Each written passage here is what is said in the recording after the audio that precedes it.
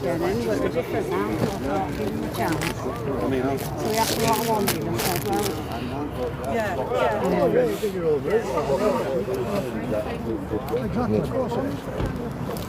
I said it on my last speech, I said what we're doing.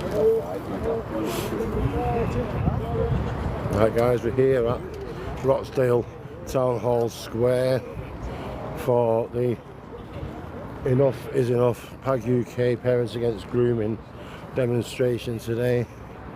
So I just thought I'd go live and show you all what's going on.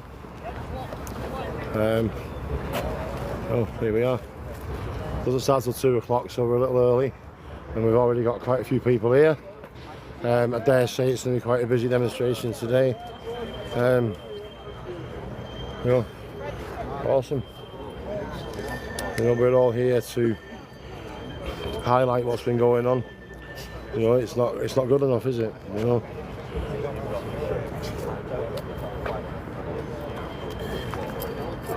Not many viewers yet, so I'm not going to start saying too much. But here we are live anyway. You know, it might be a bit boring for now. She said she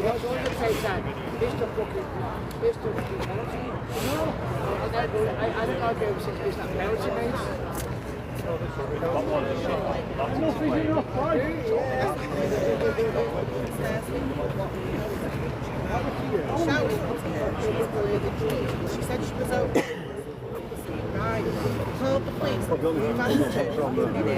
Next thing you know, an ambulance bring out another white girl who they found unconscious on the floor. He said, the police tried telling him that everything was okay. But they stayed there over an hour. Some immigrants, they sometimes started watching it, so he had to unravel. Proper scary, I can only imagine what's going on in there. This is in Wigan, this, and they're opposite Alexandra Park. And then glorious flags flying there, look. I thought, now it's scary, that.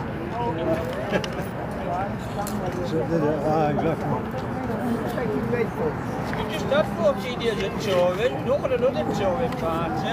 There's no touring. Before that, tourists, we shoppers and Are you paid to get away with it? Hey, all right. You are paid. Just dive over to that shop and get a Red Bull. Keep me going. whenever word to say we can have it, it's all right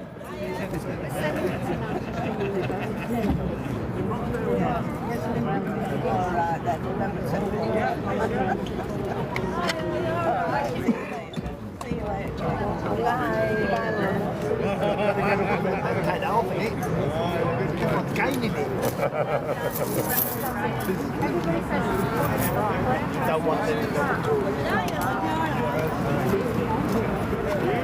Alright, nice to see you, brother. How you doing, mate? Yeah, but you're alright. I'm alright, thank you.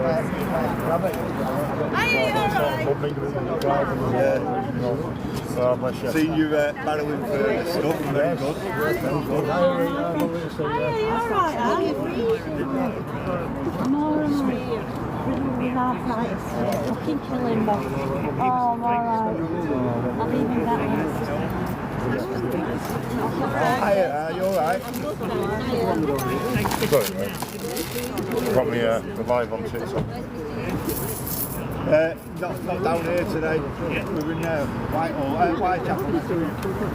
I'll be Stanfest included next week. Yeah.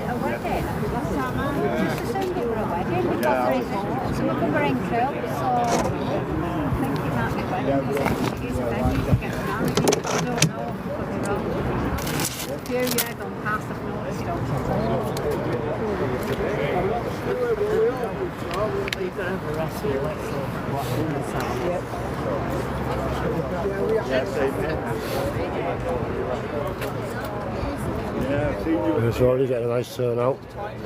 Already getting a good turnout here today. And it's like it doesn't start till 2 o'clock. We've got a few. I said really, we fired up the camera a bit. Been restricted at the end for some reason, but you know, that happens. I don't know why. They don't like the content, I don't think, they don't like the title. But live Rochdale, Enough is Enough. And these people don't seem to like it, you know. But what can you say? We're here fighting against the grooming gangs, fighting against a few other causes as well today, but mainly about the grooming gangs here in Rochdale. You know, we see it, and in the area in general. We've got all these patriots. Anyone who's just joining, folks, this one's the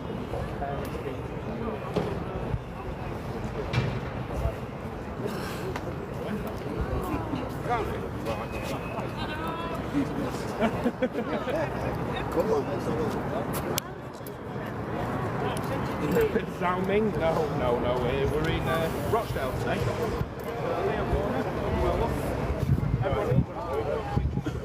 Hey, hi, here's maybe some of the comments. Sorry, I'm not reading the comments. I'm not very good at this TikTok stuff. So sorry about that. Right, guys. A lot of people joined.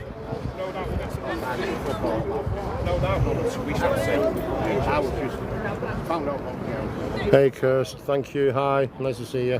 Thanks for joining. Probably not, no. I have the pleasure of being a speaker here today. I have a little bit of a story to tell myself.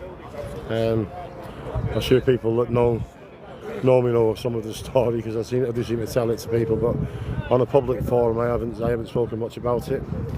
So it'd be nice to get the story out there today and try and do something for my local area of Barrow in Furness. Please like the channel, you know, try and like the channel. Obviously it's better the more followers I have. You know, we can all make a difference if we stand together, and you know, having followers means people are listening, you know. I have to try and make it. I have to try and do what I can do to expose it. You know. I think fella feel this On a personal level, what can what can you do? You can't do very much, but on a group level, when everyone comes together, you can make a difference. And look at these glorious people here. Look, this is amazing. These are people that want to make a difference. They want to make a difference for the future, for the children.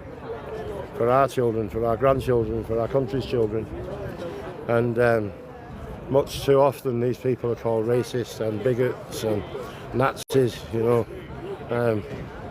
I think every time you try and expose something like this, then there's a certain element that try and cover it up. We know that goes on from an institutional level as well as within different communities. There you go. We got the police turning up now. There you go. The police are turning up to keep an eye on things today. Look, some Gestapo.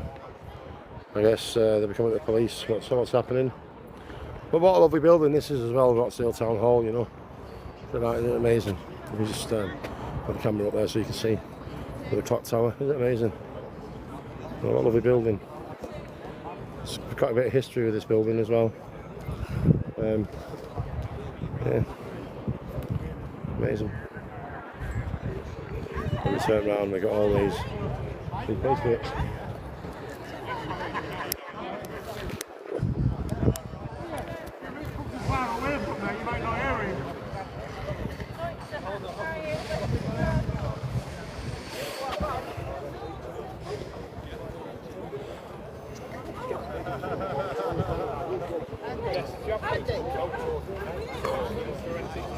Two of the favourites.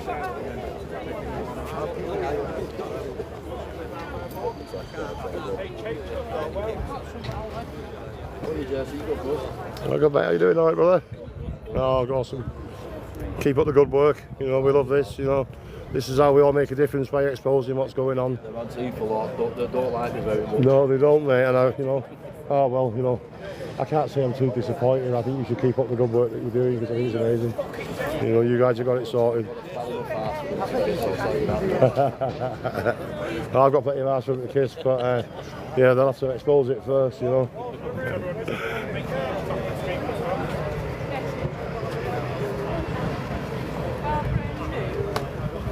Hi Brian, we've got Brexit Brian over here, look. Yeah, the amazing Brexit Brian.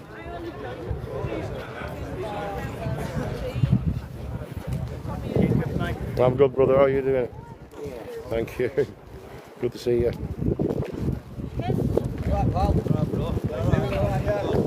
So this turnout today, guys, look, this is amazing. What turnout. We're not even started yet.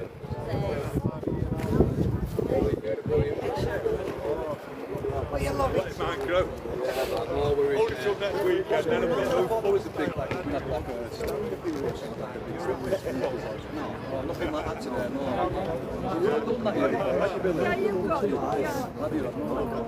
I never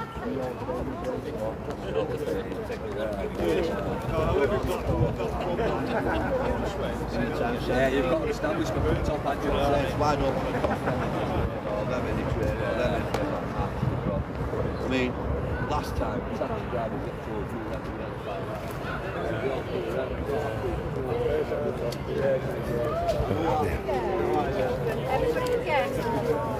Oh yeah, oh absolutely.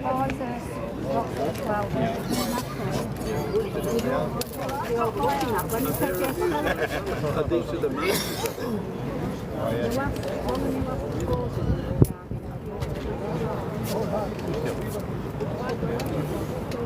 Oh, I know, literally.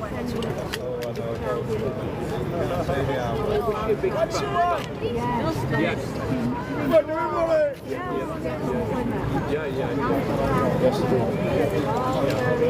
Are they in the minority?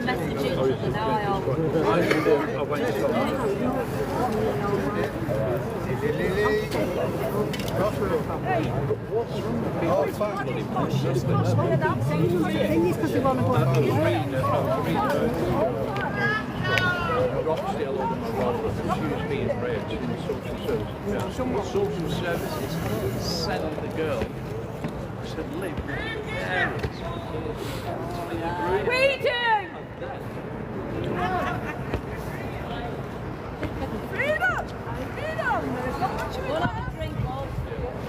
This glorious build. It's a lovely area, isn't it? But there's a cenotaph over there.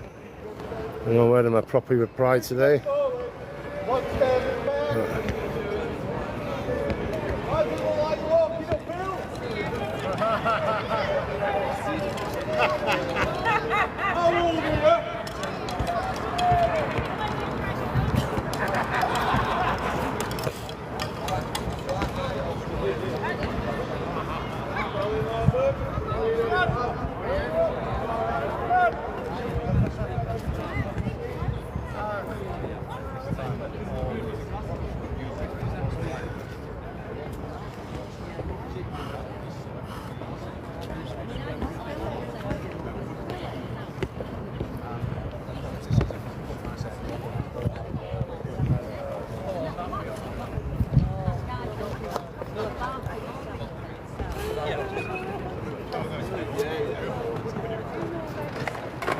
Is it Bluetooth? Right, okay, so I wrote a song for the London House. That's what it's awful. That's what it is, ladies and gentlemen. If you're looking at the right wing night, if you're going to be British, you're right wing night, you're country, that's what it is.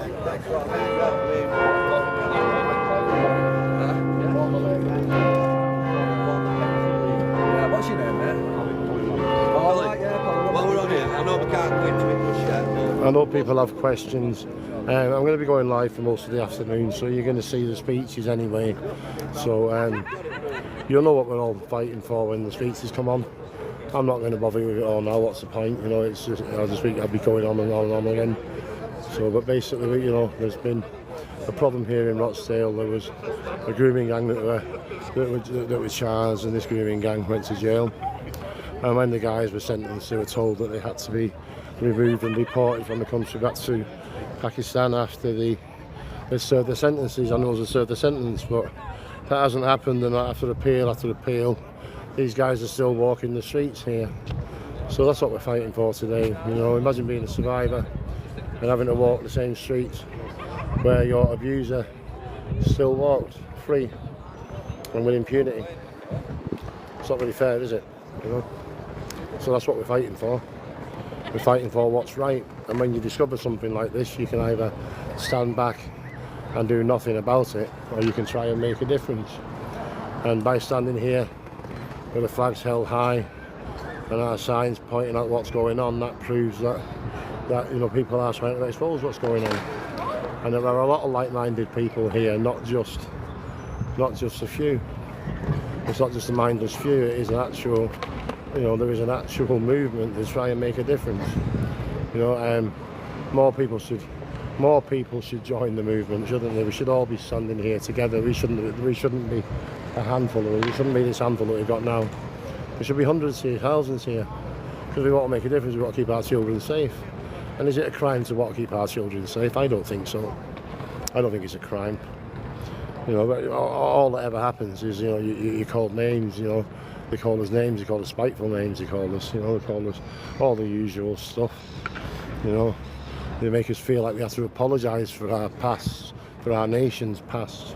Well, you know, I'm proud to be British. I'm proud of our flag, I'm proud of our nation. I'd like it to remain like the way it is. I like it, you know, I'd like to keep those Christian values that we all hold dear, that gave us the laws, and gave us the freedoms that we have now. Those same values gave us those freedoms. But what we have now is a leftist state that is just controlling us completely. There's no freedom anymore. It's just not fair, you know. Please like and share. Please like and share the video. Obviously, if you know, the more people share it, the more people are going to be watching. The more people get to know what's going on. You know. And God bless you all for watching. You know.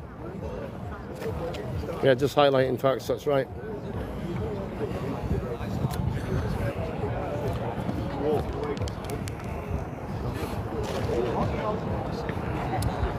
There's snakes in every country. Is that Ariane Salah?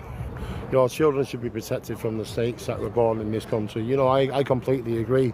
Snakes like Cyril Smith that lived here in Rochdale, a Labour councillor, a prominent Labour councillor back in the 70s and the 80s. Very, very prominent. What an evil man. Did some vile things to people around here. You know, he liked young boys, and he abused young boys horrifically, and he was covered by the Labour Party. And he had so much power that he went with impunity. So we have got snakes in our own society. What about the people we currently have in government? What about people like Jess Phillips that seem to be covering up what's going on? You know, she keeps shouting that she's going to expose what's going on, but she doesn't do anything. You know, they just try and placate us. Hence the reason we're here for Enough is Enough Part 2, because they didn't listen the first time. You know.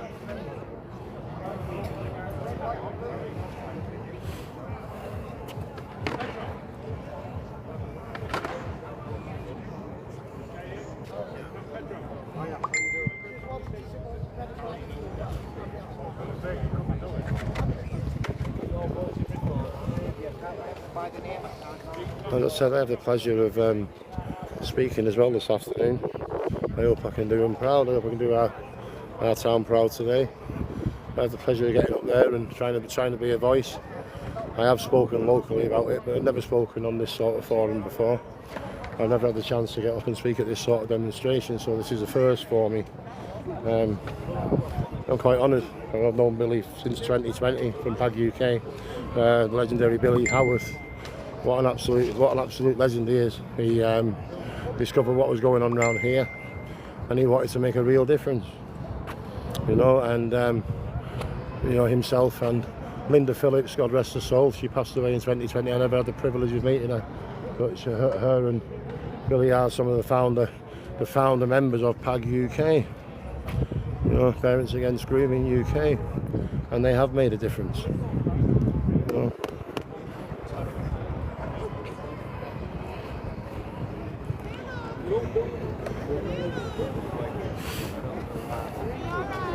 But yeah, I met Billy back in 2020, and we were having some problems in Barrow. There was quite a prominent case where about grooming. There was a prominent grooming case involving a girl called Ellie Williams. Ellie was later prosecuted for telling lies, but obviously there are some truths in stories. You know, there's never any smoke without fire, and there was in fact a grooming gang in Barrow at that time, even though Dean Holden, our local Chief Superintendent stood on top of the police station in Barrow and told everybody that there was no grooming gang in Barrow. 7 years later, the men that were grooming these children were given life sentences. That was they were convicted last year, and they were sentenced in February of this year to one of them to a long life sentence of over 27 years. This same man was driving around in our local community in an ice cream van using a loophole in the law. A loophole in the law, a law where there should be no loopholes. There we go, he's trying the speakers out now. A bit of music coming on there in the background.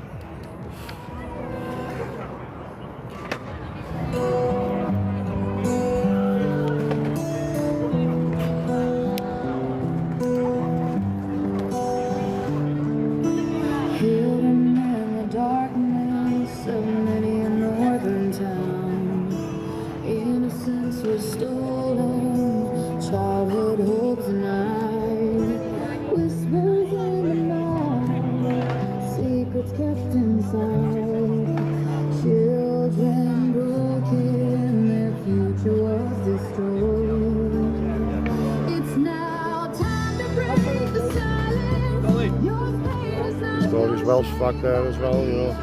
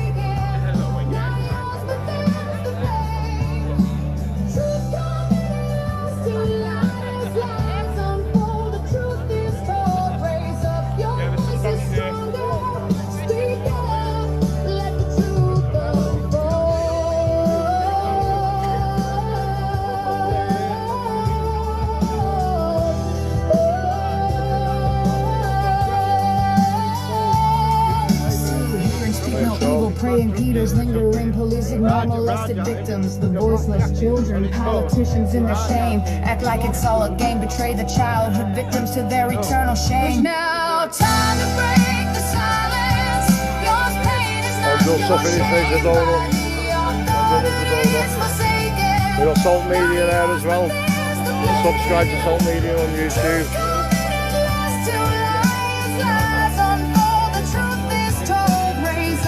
Barrow posse here today, look.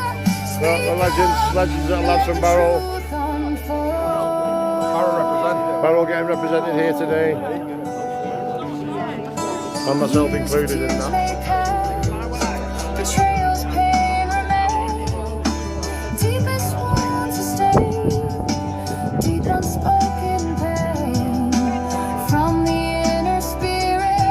And then we've got the lovely Rita down here.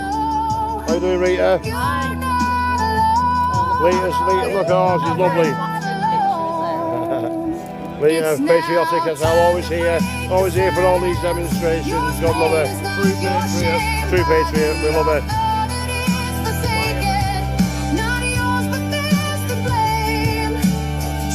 Love it.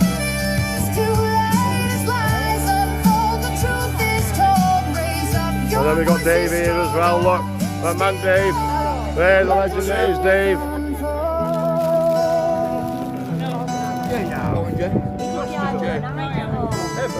Oh, well, I'll have a donut in a minute, guys. I'm live on TikTok. I better lay off the donuts for now, I think. But I've never met a donut I don't like. More common.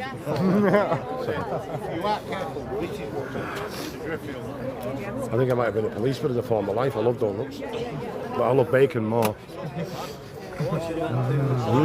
Bacon. No meat based insults. No meat based insults allowed today. I know.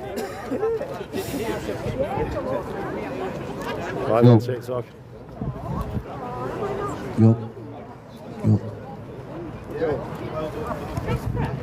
I'm just going to put my phone down there for the speeches and just leave it on live, I think. I'll just put my phone down there and point it at the speakers and put it on live when it goes live. Yeah, sounded alright to me, brother.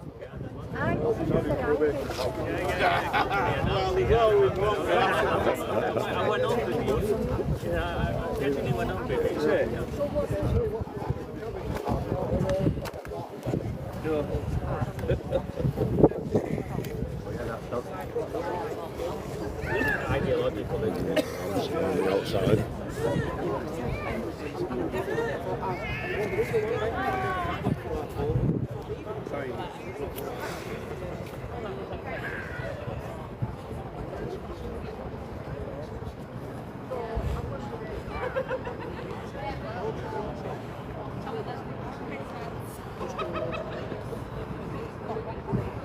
This whole square should be full of people today.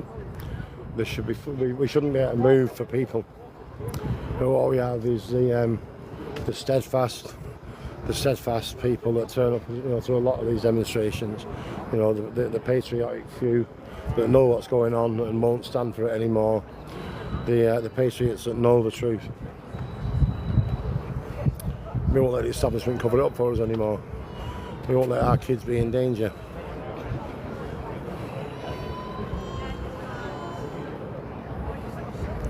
Farage suggests again that he favours sweeping cuts to disability benefits. Yeah, I'm not here to talk about reform or UKIP or Labour really. Apart from my dislike for Labour and their policies, I'm not here on a political level. So the Farage thing, we're not here for disability benefits today. We know why the benefits are being cut. We know why there's a drain on society, and that's because we have mass immigration at a huge level that we can't afford anymore. So we know why there's a deficit in the economy, and we're all paying for that. We're all paying for that deficit every day, and all the taxes that we pay, and the price hikes of everything. We have people that can't afford to eat. We have people that, you go to the supermarket and you look at the price of food and stuff now. People can't afford to eat at these prices. The wages haven't gone up, fivefold to compensate for it. Yeah, they've been raised a little. The minimum wage has been raised, but not at the rate of inflation of actual costs of food and things like that. And then we have people coming in, and they're coming in illegally on boats. It's not even about legal immigration, it's about illegal immigration. They're coming illegally on boats, and they're being put up in hotels and given food and shelter and clothing and all these other things, Meanwhile, the British people suffer. So, in answer to your comment about disability benefits being cut by Farage, yeah, of course benefits are being cut in some places because they have to try and fund other things in other ways, don't they? So the British people, again, suffer because of what's going on. Yeah.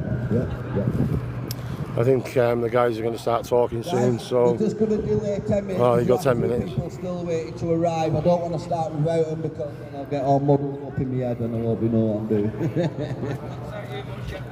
I've spent the last 5 weeks putting this together and having the right people in the right places, all lined in with my speech, so I'm not breaking it for no one. So 10 minutes, guys, and we'll be going live with the speeches.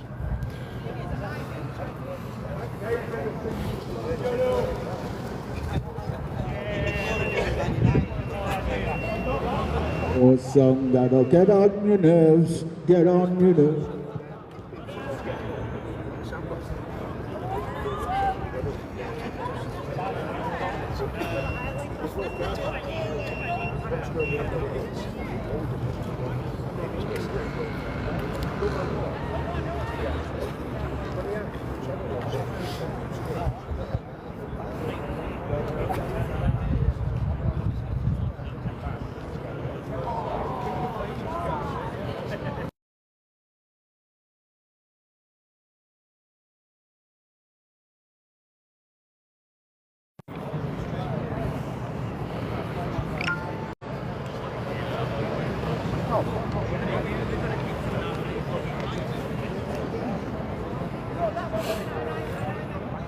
So as I've said, for anyone that's just joined us, we're live in Rochdale for Enough is Enough Part 2 demonstration. We were back here a couple of months ago for the same cause.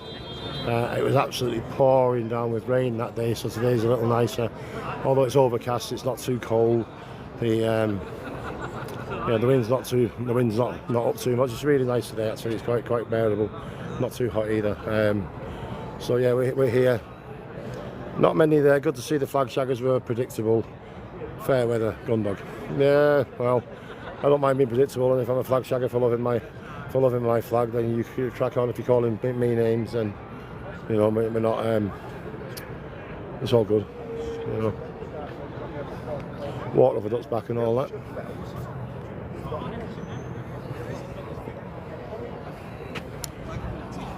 But you are right, you are right at the same time, Gondog, there's not enough people here. There should be a lot more, shouldn't there? There should be thousands of us here, yourself included. You should be fighting for the same rights as the rest of us. We want our children to be safe. Is there something wrong with that? I don't think so. I don't think it's wrong to want our children to be safe, our future generations to be safe. And as it is, they're not safe at all, are they? They're not safe to walk the streets.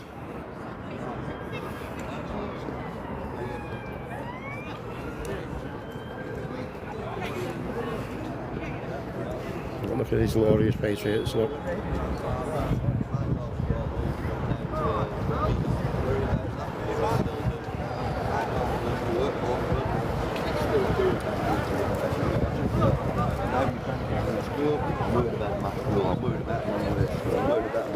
Hey mate, good to see you, Lee. Alright, mate. How are you doing, brother? Alright? Yeah, too good.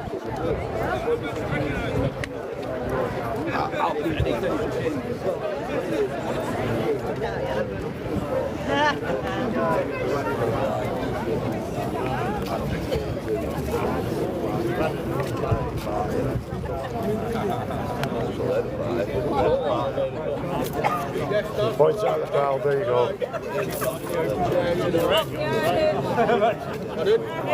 I've not seen him for ages. He boarded himself in house to judge our house. You're speaking to me, what are you going on? I'll go back. Billy's going to do it. Raj me, then he's going to step up. And then I'm looking for what do you want to do? Where do you want to go? After Raj? Yeah, all right. Yeah, that's okay. Well, what I'm on the follow, that'd be nice. Hey? What I'm on the follow. Yeah, you know what I mean? Oh, bloody hell. Oh, the fucking big features to follow, I'm not saying too much. Yeah, well, just, you know yourself, do it from the heart, there's no script.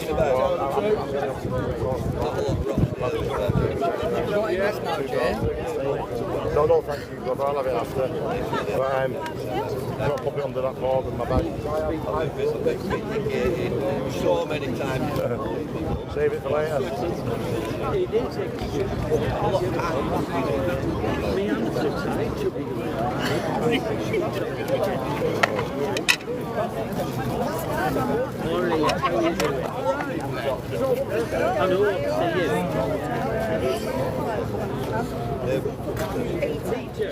Pleased to meet you again.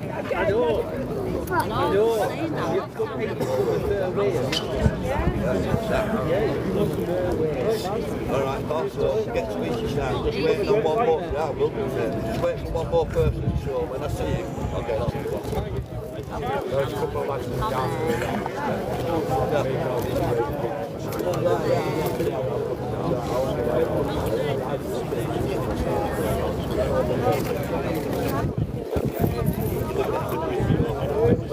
Wait till it lands on the nice bit of the pass.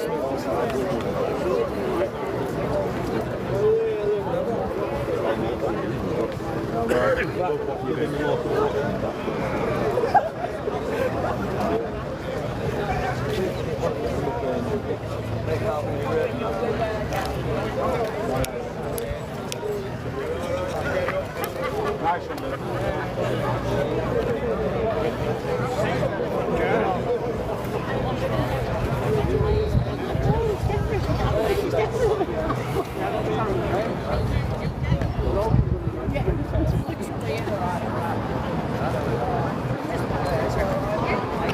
Sorry about my bad smoking habits. You know, it's one sin that I can't do away with yet. I'll keep trying. God willing, I'll get there though.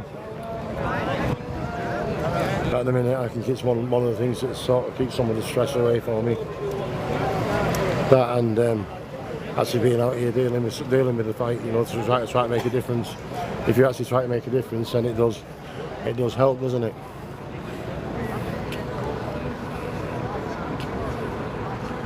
You want me to mod?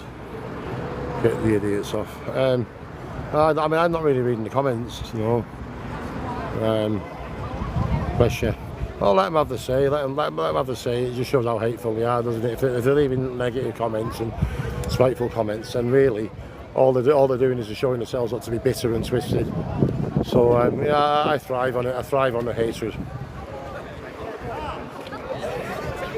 The idiots and it's people who care about human rights. Well, you know, it's those human rights that give you the freedom to say what you're saying now, doesn't it? It's those same rights that give you the freedom. You're only out protecting because you're hateful against immigrants. Pure racism, you have no clue. Yeah, okay, whatever.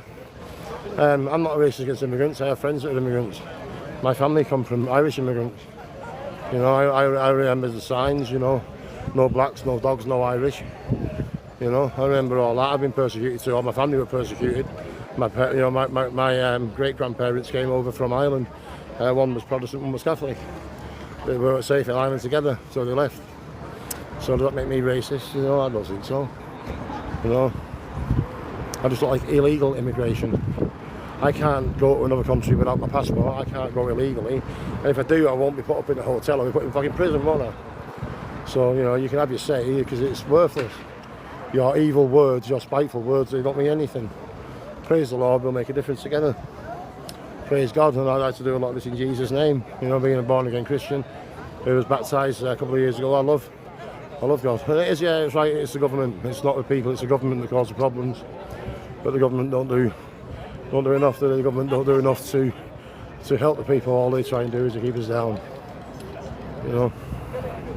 But, you know, this isn't a bad turnout, is it? Let's be honest. Come on, you say there's not many people. There are people here, it's just that I'm walking around quite a large area because I don't want that to be, I don't have to go and you know, intrude on people's conversations myself.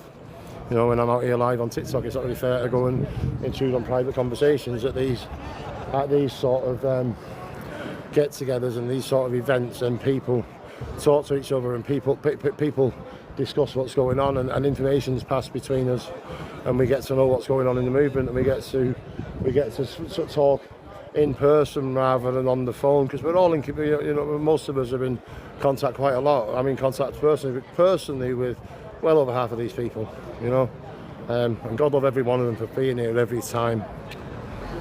You know, if only the people there were educated enough to know the real problems. Well, this is you know why we're not educated enough? Because we're not all politicians, we're not all scholars, we're normal people. We're just normal people. This is where your whole argument falls down.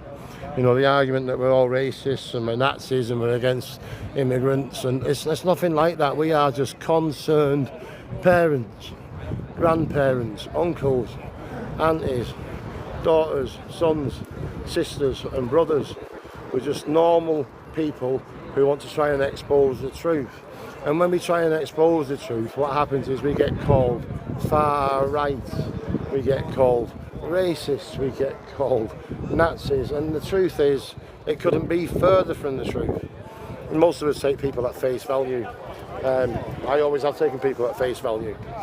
You know, a wrong-un is a wrong-un, no matter where they are from, what culture they are from, and I don't care if you are a Eskimo, a Martian, or an Englishman. I don't care where you're from. I will try and stop you, and I will expose you if that is all I can do. You know, I've always been quite old school, and I tried to do that in 2018 when I discovered a grooming gang in Barrow. I tried to deal with it the old school way. I went to the police, and when the police did nothing, I tried to take matters into my own hands, and I ended up in court on a racial assault charge. a racial assault charge while trying to expose a grooming gang. But 7 years later, here I am, you know, the same gang that I tried to expose. The man that was that I discovered is now serving a life sentence, not because of anything that I did, but because he was found, you know, to be, you know, because my accusations were true, and other people knew they were true, and those people made a difference. You know, not because of my actions, but once you discover something like that's going on, you can't just walk away, can you? You have to try and make a difference yourself.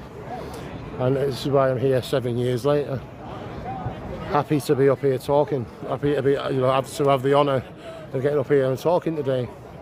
I've never had that privilege before. You know, I had, you know, so you know, some of these people who know me, they don't really know what I do, you know, what I've done or what my story is. So today it's nice. I feel very, very honoured to be given the opportunity to speak today. You know.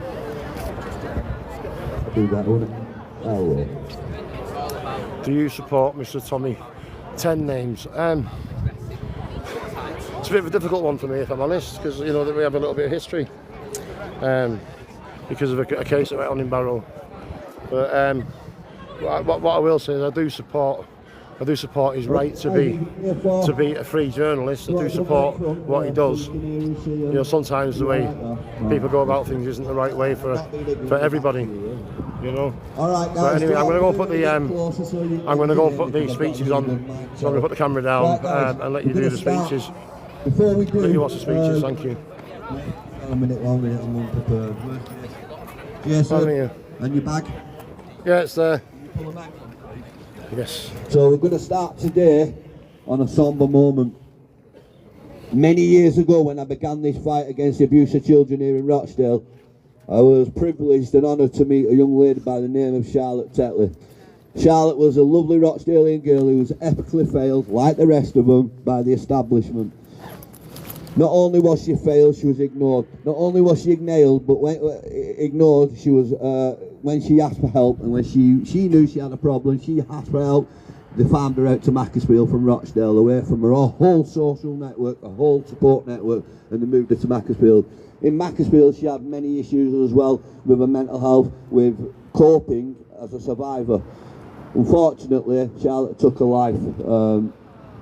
It kills me to have to say this, I don't like speaking about it, but maybe someone else will go into the details more than I'm able to, because I feel it cut to the bone with me, because I've met the girl in person, I've tried to help the girl in person, it just wasn't, I wasn't able to. She's not a survivor, she did not survive, and it's because of them she did not survive. So before we start, before we have any speakers, we must hold a minute's silence for that girl, not just for her, but for Victoria Goldway, for Charlene Downs, and for the many other girls across the UK who lost their life, not just to be abused, but to silence. The lives were taken. So we're going to start today. After that big noisy git shuts up, and we're going to have a minute's silence. Okay, guys. So thank you for bearing with me on that. We'll start now. A minute from now.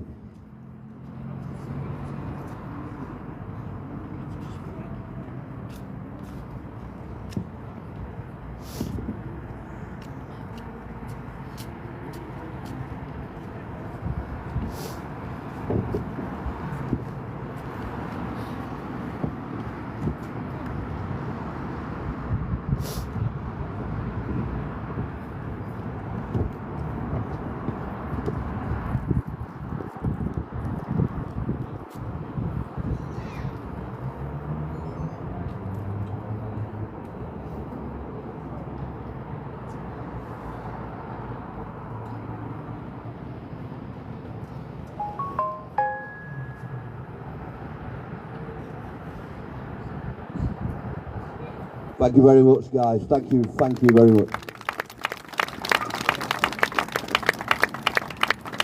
So, for those who are from Rochdale will understand, because I've been telling them for years, that Rochdale and the problems over the border in Oldham are hand in hand.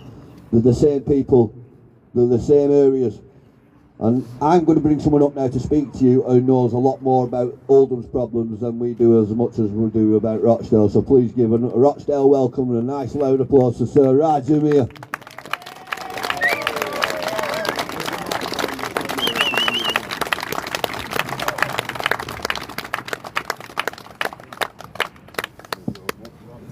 Get your own mic here.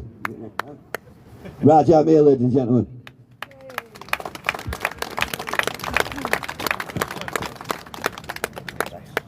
We made this political 7 years ago. And it's took us 7 years to force this to where we currently are, which is on the verge of a national inquiry. The national inquiry will be rigged. Make no mistake about it whatsoever. And if you're following what's taking place with the Minister for Safeguarding Girls, that's the title, the Minister for Safeguarding Girls, a woman called Jess Phillips, everything she has shared so far has demonstrated that they will try and rig the inquiry. Now, the reason why it matters to you, to me, is that we have forced, by making it political, and people say to me, oh, there's only a handful who turn up to these events. It doesn't matter. The entire nation is behind us on this. And those who aren't are the ones who are either complicit in what took place or benefited from what took place. And so there is no ambiguity. And in the past, they've arrested me for more or less these words as a racist, but we forced the government, Baroness Casey, to admit to these words. These were racially motivated crimes. In the main, an overrepresentation of Pakistani men gang raping and trafficking little white working class girls across this country. And never forget that. Because one of the things that they're trying to do with the national inquiry is change and expand the remit so it looks at child abuse in its entirety. Well, let me share with you what makes this specific type of child abuse very different from all the others. And that doesn't mean we don't care about all the others. Those arguments that those people make, they're ridiculous. Of course, every one of us cares about the abuse of children. But there is something that makes this specific type of abuse very, very distinct. Your children were sold for votes. No ambiguity whatsoever. Your children, our children, were sold for votes. These men infiltrated the Labour Party. They quickly worked out that the drug dealing, hand in hand with the gang rape of children, would be ignored. They had immunity because of the sackfuls of postal votes that they provided to the politicians. And in the first instance, what these people did, the politicians, the councils, they bribed them with their community centres. Why do you think you have names called a Bangladeshi community centre, a Pakistani community centre? What would happen if you created something called a white community centre? There'd be a front page article on The Guardian condemning you as racists and far right. So they first of all bribed them with these community centres in the 70s and the 80s. But they weren't satisfied with that. And I say this not to criticise, but so to educate. The communities that I come from are run by cartels. They're run by gangsters, and they're run by very, very powerful individuals whose immediate family members, on one hand, are businessmen who launder money, on the other hand, drug dealers, convicted drug dealers. They drive up and down the streets in fancy Ferraris. These are councillors, these are politicians. In broad daylight, their immediate family members are members of the grooming gangs. The cousins, they don't care. A couple of months ago, Lord Ali, Rotherham, heard of him? Yeah. Him and his brother raped 2 boys. Yeah, they raped boys. Finally convicted. He gets out of prison. is hanging out in that new pyramid thing in Stockport for a Dubai property fair full of Pakistanis. Next to him, Afzal Khan, the MP. Can you imagine if you're an MP, a senior government MP, walking through a corridor on friendly basis with a man who's just come out of prison for raping little boys? They don't care because they know that the votes they provide give them protection. It is no more complicated than that, and you're seeing it play out now. Not just on the issue of the grooming gangs, you're seeing it play out on so many other issues. And it doesn't make a single one of us racist. You know why? Because there are people in those very communities who hate these people as well, but they are powerless. They are powerless to speak out, just as so many others here are powerless to speak out. I was asked earlier, where are all the men here? Where are all the other people here? How many of you know that if you came and stood alongside me, the police would knock on your door? Your employer would call you into a meeting. You'd lose your job.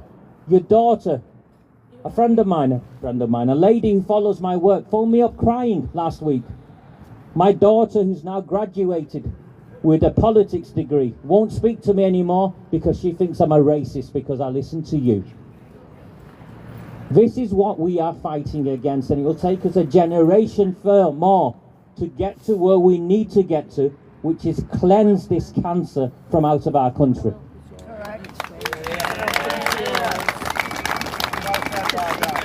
So the grooming gang public inquiry will be a cover-up. They are about to appoint a chair. My information is, of the two that they've shortlisted, the preference does not even have a legal background. It's not a judge, it's not a barrister, it's not anyone with a legal background, it's someone they can manipulate. Even the Guardian newspaper last week ran an article, and the Guardian hates us and hates everything we stand for. The Guardian ran an article that essentially said that the government have already determined the terms of reference and no judge will agree to front it. This is not how a national inquiry is meant to work. It's illegal. It's unlawful. You have Rupert Lowe, the independent MP. I am supportive of Rupert Lowe. I don't care if he's reform, if he's advance, anyone who stands on the side of wanting to stop the gang rape of children, I will stand alongside. Whatever political differences we might have, I can deal with them afterwards.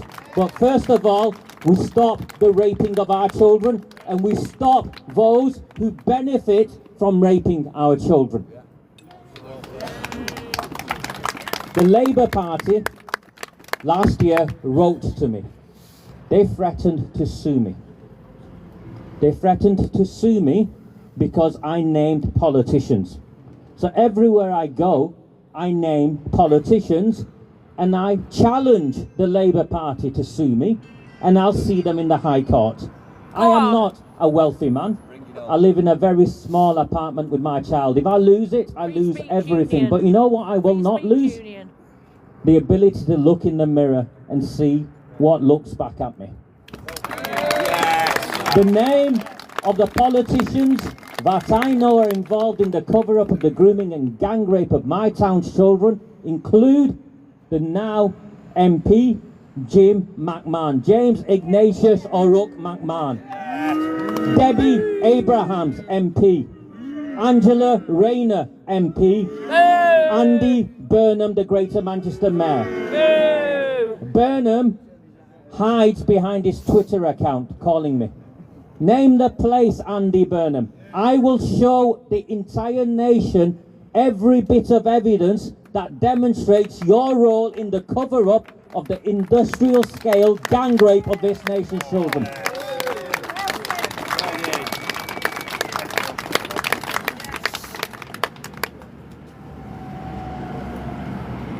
The government will announce next week, is my information, the chair of the National Inquiry. I will release a series of documents that demonstrate, that have been sat on, how it is rigged and what we must do to hold them to account. Do not lose hope when it's rigged. Just know that it's another step in the journey to where we need to go. And so we understand where we need to go.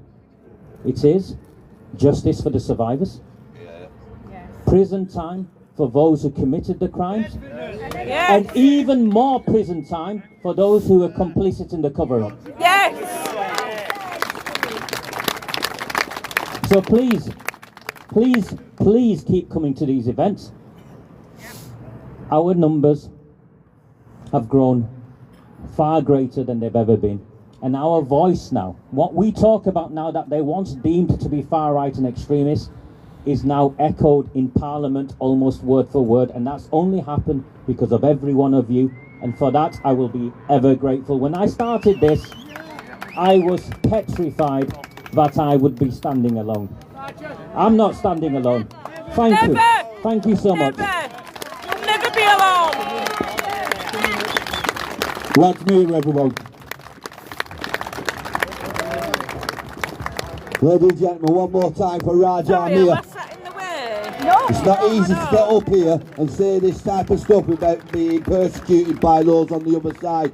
This man has put his head way above the parapet to do so. So he's not just he's loved in Rochdale, he's loved in Oldham, but he should be loved all around the country. Ladies and gentlemen, one more time for Raj Amir.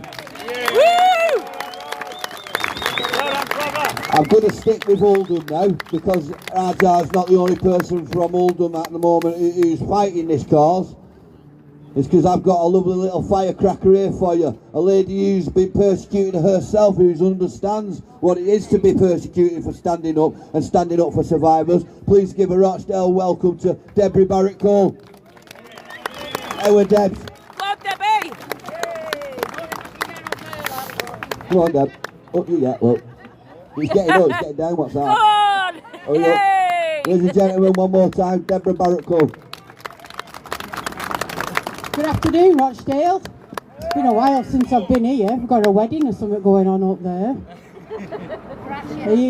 Look at this here. Has anybody seen the window with the red covering? Have you all picked that out? Do you all know about that? The window? Do you know about that? Cyril's window. That's Cyril Smith's window. That's where he used to look out over his children so that he could pick which boy he wanted. That's what Cyril Smith used to do, and it's marked up, and they've painted the windows and they've done it up, but they haven't changed his red window. I wonder why. Anyway, my name's Debbie Barrett Cole. Lovely to see you all here, and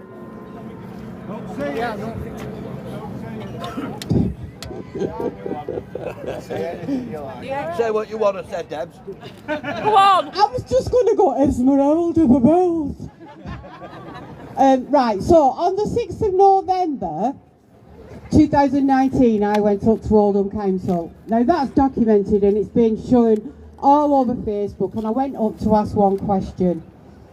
The question was, why had Oldham Council not told the residents of Oldham that Shabir Hamid, Daddy from the grooming gang, worked for Oldham Council?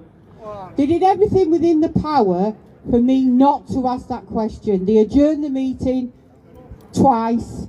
They brought the police in who said, you're not disrupting the meeting so you can carry on. In fact, my friend over here, Peter, was the one that was disrupting the meeting at the time, because he had his problems, didn't you, Pete? You did.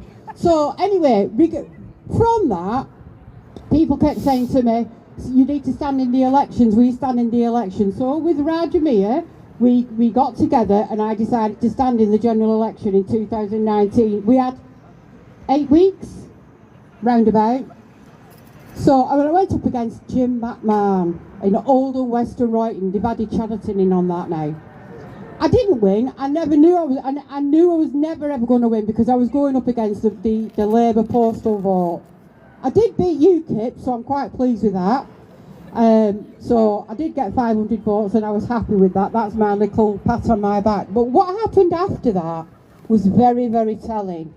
Because Jim McMahon, because I was going around and telling everybody what Jim McMahon was doing, covering up girls being groomed in shisha bars in Oldham, not telling parents because they didn't want racial tensions in the town. He didn't want to stir up the racial tensions in the town because Lee Rigby had been murdered and it was time of his funeral. So Jim McMahon decided, I know what I'm going to do. I know I'll shut her up. I'll have her arrested.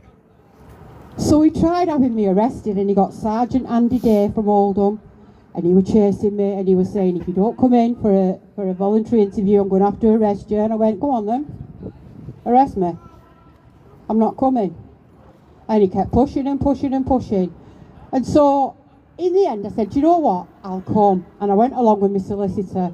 And Jim McMahon said I did this and I did that and I slandered him through while it was through the purdah. They have within Parliament you have a purdah where you can't slag anybody off, which I didn't slag anybody off. I did it prior to that. I'm not daft. He also raked in, well actually no, Debbie Abrahams raked in Raja Mir, saying that he'd slated her off, which he hadn't slated her off, and she edited things that he'd said. Now, the reason I'm telling you this is what your politicians would do, because we've got an Oldham councillor here, and I think he's very brave coming here today, because he's come to show solidarity, and I believe, trust me, the first things I said to him was, you from the Oldham group, what are you doing here? And you can ask him, and that's exactly what I said to him, because if he would have anything else, I said to him, I'm going to kick your head in, you know what I mean? I'm an Oldham girl, what can I tell you? You know, but I've had a chat with him, and I've put him straight on a few things, and hopefully he will take that information away and he'll grow with it, and he'll do something about what I've told him. However, the politicians here in Rochdale and in Oldham and in every Labour town you can name, Barrow, Telford, Rotherham, they are all Labour. You'll struggle to name all 50. I can't name all 50. I can't name all 50. But I live not far now from a place called Hull. Well, they say Hull, I got Hull. Hull. And we've got it going on there. And we've got hotels there, and we've got people coming over and abusing children and raping women and what have you. The thing is, things are not going to change until people start actually saying, do you know what, I am actually going to vote. Because people are not voting. The amount of people that I have heard that have said, oh, I'm not bothering voting, they're all the same. They're all in the same book, they all do the same thing. No, that's exactly what they want. They don't want communities coming together. They don't want people standing together and voting them out. So they are relying on everybody not voting. Oh, there's a lovely bride over there. She's got a gorgeous dress on. Congratulations. So, please, what's happened to me is actually irrelevant, because where I'm living now, even though I was chased out of Oldham by a man called Mohammed Imran Ali, i.e. Irish Immy, i.e. knobhead, i.e. convicted heroin dealer, i.e. getaway driver for Dale Cregan, who murdered 2 police officers, one of them from Oldham. He's best pals, married to boyfriend, girlfriend, whatever it is, with the Oldham Council leader. He chased me out of town because I got threats after he shared my face, I know it's beautiful, my home and my name, into 18 Islamic groups, calling me a far-right racist and that I was not suitable to stand in the local elections. I then got threats of, we know where you live, we're going to rape you, we're going to burn your house down. I had to flee for my own safety. I went to Somerset. I flew. I did an house exchange from one council house to a housing association. I went to Somerset. And then Irish Immy sent me a message. Hope you're enjoying Somerset. Oh no. So they know exactly where I am. But where I am now, I'm in a beautiful home. I'm 20 minutes from a beach. I've got a gorgeous area. And you know what? As much as Oldham will always, always, always be my home. And who knows? I may come back and go against Jim McMahon again, just for the sheer fun of it. Just for the sheer fun of it. I might do, because I can. I'm allowed to. In the general election, I'm allowed to. And I might just come back just for the fun of it, just to piss him right off and see if Andy Day wants to arrest me again. But Greater Manchester Police are as much complicit in covering up as politicians. Please, please remember that. There's a gorgeous little girl here, and all I want to do is wrap her up in cotton wool because she's very, very young, and she's a target to so many people, and it's awful for us to even think that, but that is the truth. So thank you very much, Rochdale, and I might go and have a look round and while I'm here, because I don't live here now. I'm Yorkshire now. But do you know, I go out in Yorkshire and people say, "You're not from here, are you?" I go, "No." How do they know? But Oldham will always be my place. You can tell by the accent, that's how you know. That's how they act, yeah. So please, if you've all got neighbours, you've all got family, knock on the door, start conversations. If they don't vote, please, start having conversations with them.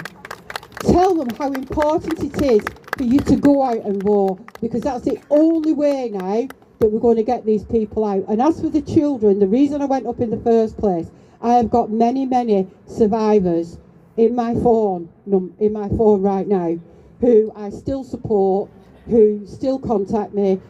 Some of them are from here, a lot of them are from Oldham, and they will not rest until they get an independent investigation. They do not want a truth project. They do not want what Labour and Jess Phillips are trying to push under the door. So she is. So please, if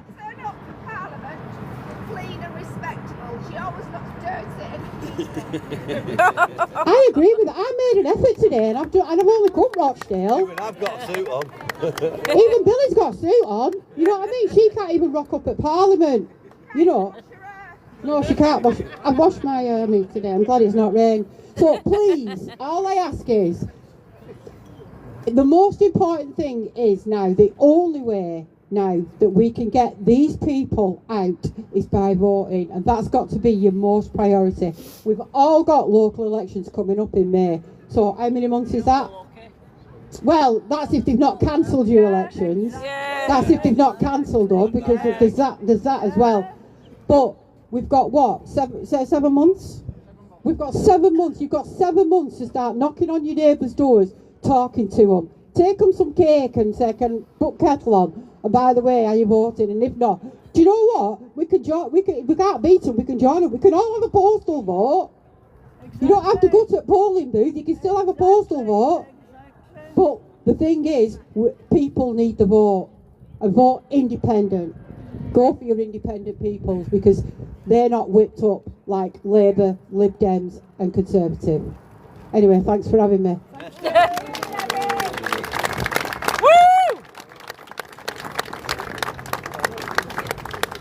Once more time for Debbie Barrett-Cole, ladies and gentlemen. Okay, before I move on for our next speaker, a bit of a surprise here. So for the first time ever, I've actually got my team with me. They've never ever stand in this public, because I don't let them. I don't allow them. They're working on the front line, they're working with survivors, and they run. But it's about time they got the respect they deserve.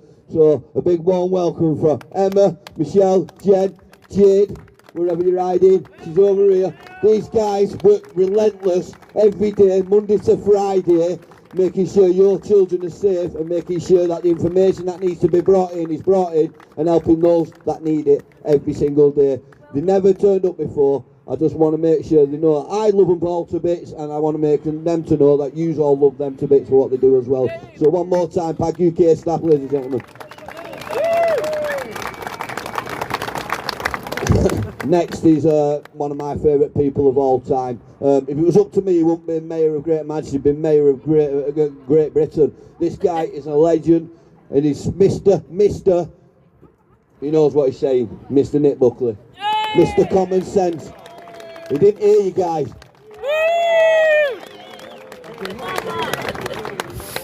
Hello everybody, and thank you for that warm welcome. Let's start off with some facts. The facts is, we're winning. 5 years ago, if I'd have stood here 5 years ago and told you where we were today, most of you wouldn't have believed me. Most of you would have thought, no, we can't get that way. We're going to lose this battle. But because we kept coming out, because you kept coming out, because of social media, because of X and Twitter, this has become a national issue now. And everything we've been doing has been proven to be correct. Everything we said has turned out to be correct. And regardless of who you are in the country, who you are in the world, hardly anybody will accept the rape of children. Hardly anybody. That's why we know we're on the right side. Now, driving here today, I passed a bridge just round the corner, and it said, Home of Cooperation. And I thought, well, that's perfectly correct. It is the home of cooperation. Because the police, the council, and the elected politicians all cooperated with each other to hide this crime and to hide other stuff as well. But this crime particularly, they hid. They got together and they decided votes were more important than our children. How evil do you have to be to put votes ahead of children? But that's what went on. And it went on for decades and decades. And we were called names, we were called racist, we were called idiots, we were called, you've got mental health issues, this is a conspiracy theory, this never happens. But that's all changed now, because this is discussed now in Parliament. This is discussed around the world in other people's parliaments. This is discussed by the most powerful people in the world. Because it's factual now, and we know it to be true. And it's been admitted, and we've got the reports. But, as Raja said, the Labour Party will not allow this report to come to the conclusions we know the report will come to if it's a free and fair investigation into this. They cannot allow it. They will not allow it. They will make excuses, they will delay, and they will delay until after the next election. No Labour government will commission this report to be released before the next general election.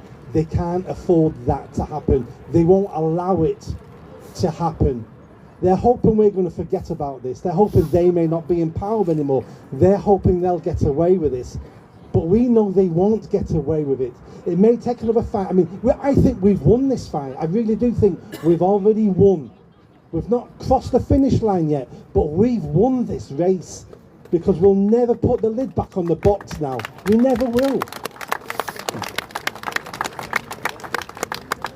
I will class this fight as over when we have some senior politicians in the dock and then in jail. That's what I want to see. Because this is a form of being a traitor. This is traitorous. And I want people in jail. Not just the offenders, not just the perverts and paedophiles. Let's lock them up as well, fantastic. But if we're going to make sure this never happens again, if we're going to ensure things worse than this will never happen again, then we need to make sure the people who allowed it to happen and covered it up, we have to ensure they go to jail. Why shouldn't they not go to jail? At the end of World War II, we hung Nazis for what they did. We hung them. Now, we don't have the death penalty in our country, but at least we should send them to jail. Absolutely. Now, I've seen some signs around here today. Sue your perpetrators. Fantastic sign, because this is a new way forward. If you've not heard about this, there's a gentleman, a solicitor called Robin Tilbrook. I interviewed him on my YouTube channel about a month ago. So he's a solicitor, heard about the grooming gangs, heard about the men who went to court, were found guilty, so this isn't, we think he's guilty, found guilty in a court of law, and then he decided to himself, do you know what? If this was any other crime, the victim would take that person back to court and sue them. So he said, I'm going to crowdfund I'm going to crowdfund this. And he found a victim willing to do it. First of all, he tried to advertise in newspapers what he was doing. Basically, no win, no fee court case. If you're a victim of this, we'll go to court. And the newspapers wouldn't take his advertisement. Imagine that. Imagine newspapers saying, we're not going to take your money as a no win, no fee solicitor. But eventually he found somebody, and he took her perpetrator guilty. He took him to court and he sued him and he won. And that victim has been awarded, I think it's £420,000 as a victim. And they've took his house. They've took the perpetrator's house and it's going to auction to be sold. And she's going to get £420,000 as compensation. Now, I call that a victory. I call that compensation for those girls who went through that. I'm talking about other paedophiles. We should be looking, going, oh, do you own a house? Do you own a business? Have you got money in a bank account? Do you own stocks and shares? Because we're coming for that. Yeah. Because not only are you going to pay by going to jail, we're coming for your money. What do you think? Is that her last name, Charlie? She sat on the railway lines. She had nothing on her life. She was raped and tortured. And committed suicide. The perpetrators went to jail, came out, and they lived near her. So she left her town, went somewhere else, but she got no support, nobody. And social services didn't look after her. And she cried to social services and gave up and went and sat on railway lines.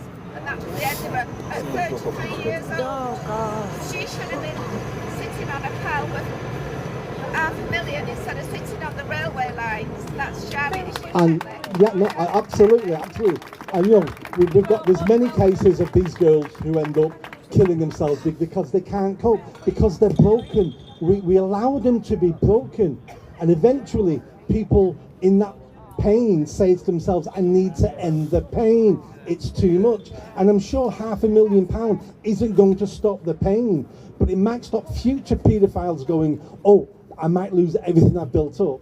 And we might use that money to find more paedophiles and prosecute them and get some of the politicians in jail. Now, everything we're doing today is on social media. We've got cameras everywhere. Hundreds of thousands, if not millions of people will see these speeches, will understand more what's going on. That's how we know we're winning. And everybody here today, you've contributed to that. This isn't a one-man band. This isn't just one person who's managed to do that. 20 years ago, if you was here 20 years ago, 10 years ago, you were the people who kept this flame alive because everybody else wanted this flame to go out. Nobody wanted us to be here today. They wanted it all to go away.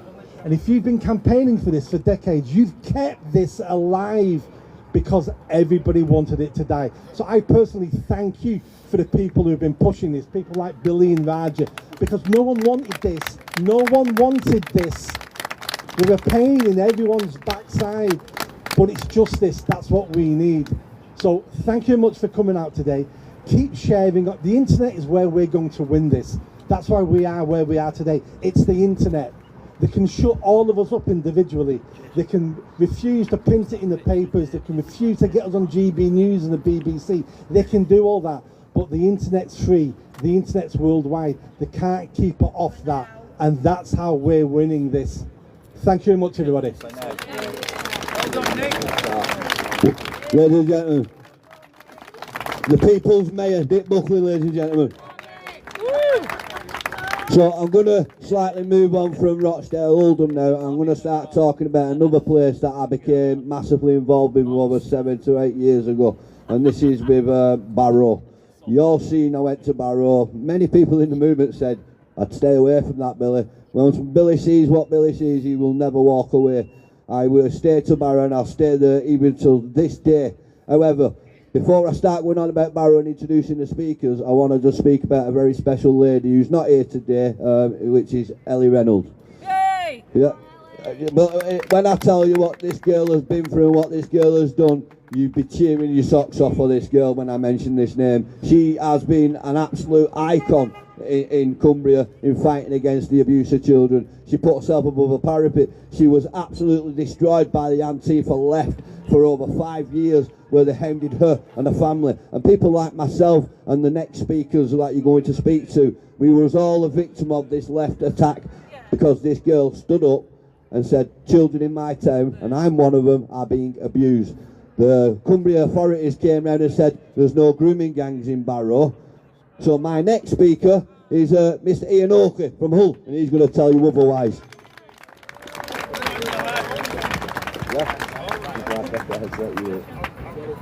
Am I on? Right, thanks for the help up, Billy. Right. It was more to help me down than to help you up. That's the one. Right, ladies and gentlemen, and Billy, thank you for giving me this space today. As Billy's just been going on about Barrow, my story's involved in Barrow, Rochdale. Is that better, Mike? Is that better? Is that better? Hold it closer. Oh, okay. Right, so I got involved in this by pure accident. I was watching a Sky documentary about abuse of young girls in Hull, in Yorkshire, which I've been reminded so many times today.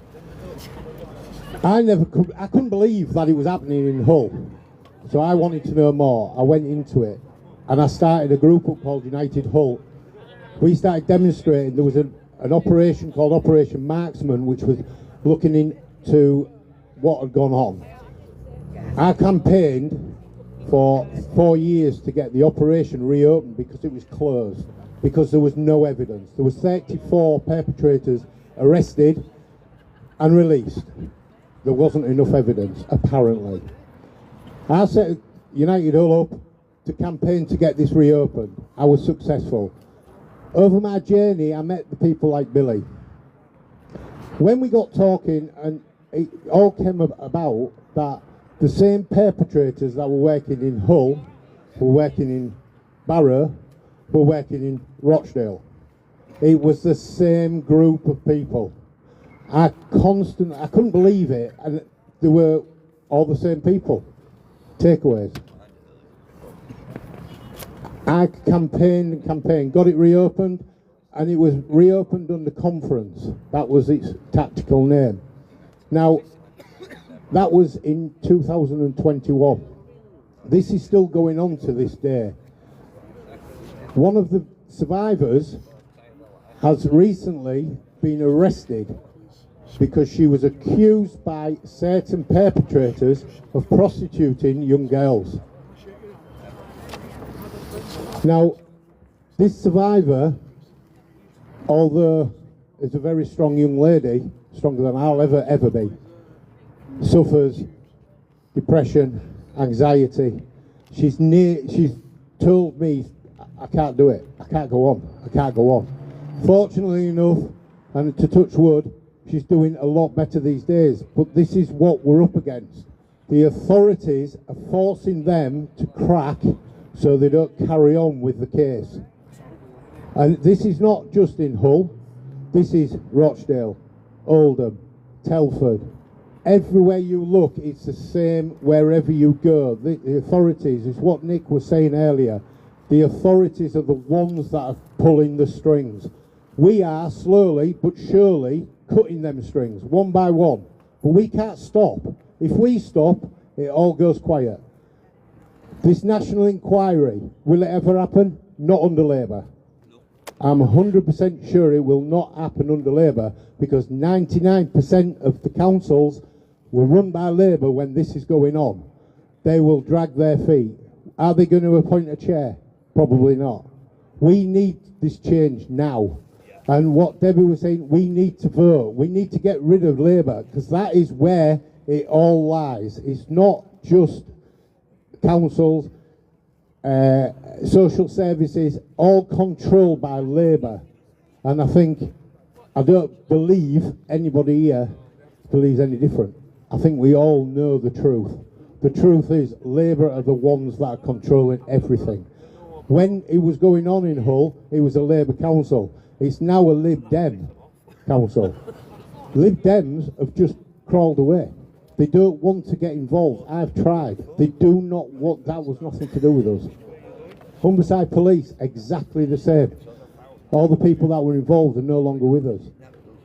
They've moved on. It's all new. No, it's still there. There's still evidence. I heard a story today about evidence being buried in a room not a million miles away from here. This is the truth that is going on. We know we can't prove it because they've hidden it that well. Please, remember when you go to that polling station, vote.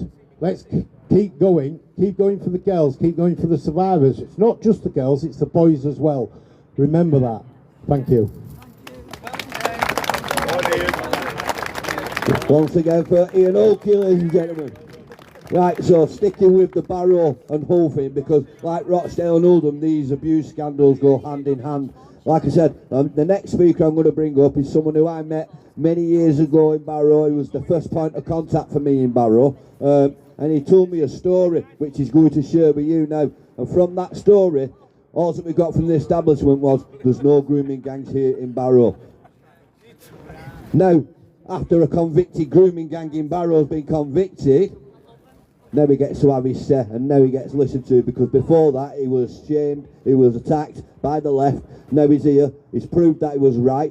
So let's stand up for him, let's give him a warm welcome. Jason McCulloch, ladies and gentlemen.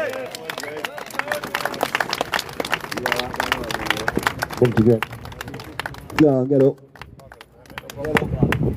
Yeah, get. Good afternoon, guys. It's been a long time coming. I've waited since 2018 to try and tell my story. In 2018, I discovered my 11-year-old son and his friend came to see me to tell me about a bad man in an ice cream van in our local community on the Ormsgill estate in Barrow. I didn't believe him. I didn't believe there was a bad man. I believed that these people had to be checked, they had to have DBS checks. The same rigorous checks that I had to go through myself as a trader. We found out that the man driving the ice cream van was in fact on bail for some nefarious charges. He was on bail for alleged grooming of children and for alleged rape of 7 victims. Anyway, I went. My first point of call was the police, of course. You know, I wanted to know why they were driving around in an ice cream van. The police were powerless to do anything because these people were trading on loopholes in the law. That loophole being that they were trading as a delivery service. That meant they didn't have to have the same checks, the same vigorous checks that everybody else had to have. They were trading without putting the bells on. They would go around. They were in an ice cream van. 7 years later, that man has now been prosecuted and he is serving a life sentence of 28 years along with his 2 brothers for grooming charges, for historic grooming charges. Those charges relate to offences that predate 2010. In 2018, this same individual was still running around in an ice cream van. When I tried to expose what was going on, I was exposed as racist. I was told I was a racist, I was a Nazi, I was a fantasist, and there was no truth to the allegations, especially by the businessman that had employed this paedophile. 7 years later, I've been proven to be right. You know, it's been a long journey. In 2020, I stood trial for alleged racial assault against one of the perpetrators from this firm. I was called racist, but I was found not guilty by a jury of my peers in February of 2020. In May of 2020, there was a case in Barrow which broke the Ellie Williams case. It's been quite controversial. It caused a lot of problems for Barrow because she did tell some lies. But there's always some truth behind those lies, and there's no smoke without fire. And this grooming gang did exist. So when Dean Holden, Chief Superintendent Dean Holden, stood on the top of Barrow Police Station and made a public statement to say there was no grooming gang in Barrow after an investigation, he lied, because he knew that this man was on bail for rape along with his 2 brothers. That is in fact a grooming gang. 3 or more is a gang. If anyone disagrees with that, can they tell me any different? I still think it was a gang. But 7 years later, he's been prosecuted, and I'm still here trying to fight and trying to expose what's going on, trying to change the laws. Everybody everybody is guilty of aiding and abetting these people. We have people coming in on boats, illegal immigrants coming in on boats now, and we know they're trading using apps like Uber Eats and Just Eats and Deliveroo, and we all use these apps. So I guarantee that maybe 30 or 40% of the people here have probably got some of those apps on their phone. If you have, delete them. Stop using these apps, because what we're doing is we're enabling this to continue in our communities by using these apps. We need to try and change the laws. All delivery drivers should be DBS checked. Imagine being a survivor and opening your door and finding your abuser delivering food for your local takeaway. The same abusers that walk the streets of the same streets that those survivors walk. It's not acceptable. I'm not going to go on too long because I could probably stand here all day and shout. But thank you for listening. It's been a long time coming. You know, there is much more to tell. Hopefully I'll get to do it again at another time. But thank you all so much for listening. Thanks for your time. God bless you all. And keep up the good fight, because together we can make a difference. Thank you. Together we can make a difference, and make no bones about it, ladies and gentlemen. We are the last line of defence for the little ones. Yeah. When the establishment fails, there's nobody else. It's us and only us. So we've got to do what we can to protect all our children in this town, and not every other town aside. So we're moving on now, and I forgot who I'm moving on to. Where's your list, Bill? I've got my list. I never write a list, but today I've wrote a list, and this is the time I'm messing up when I've got a list. When I don't have a list, I don't mess up. It's your fault.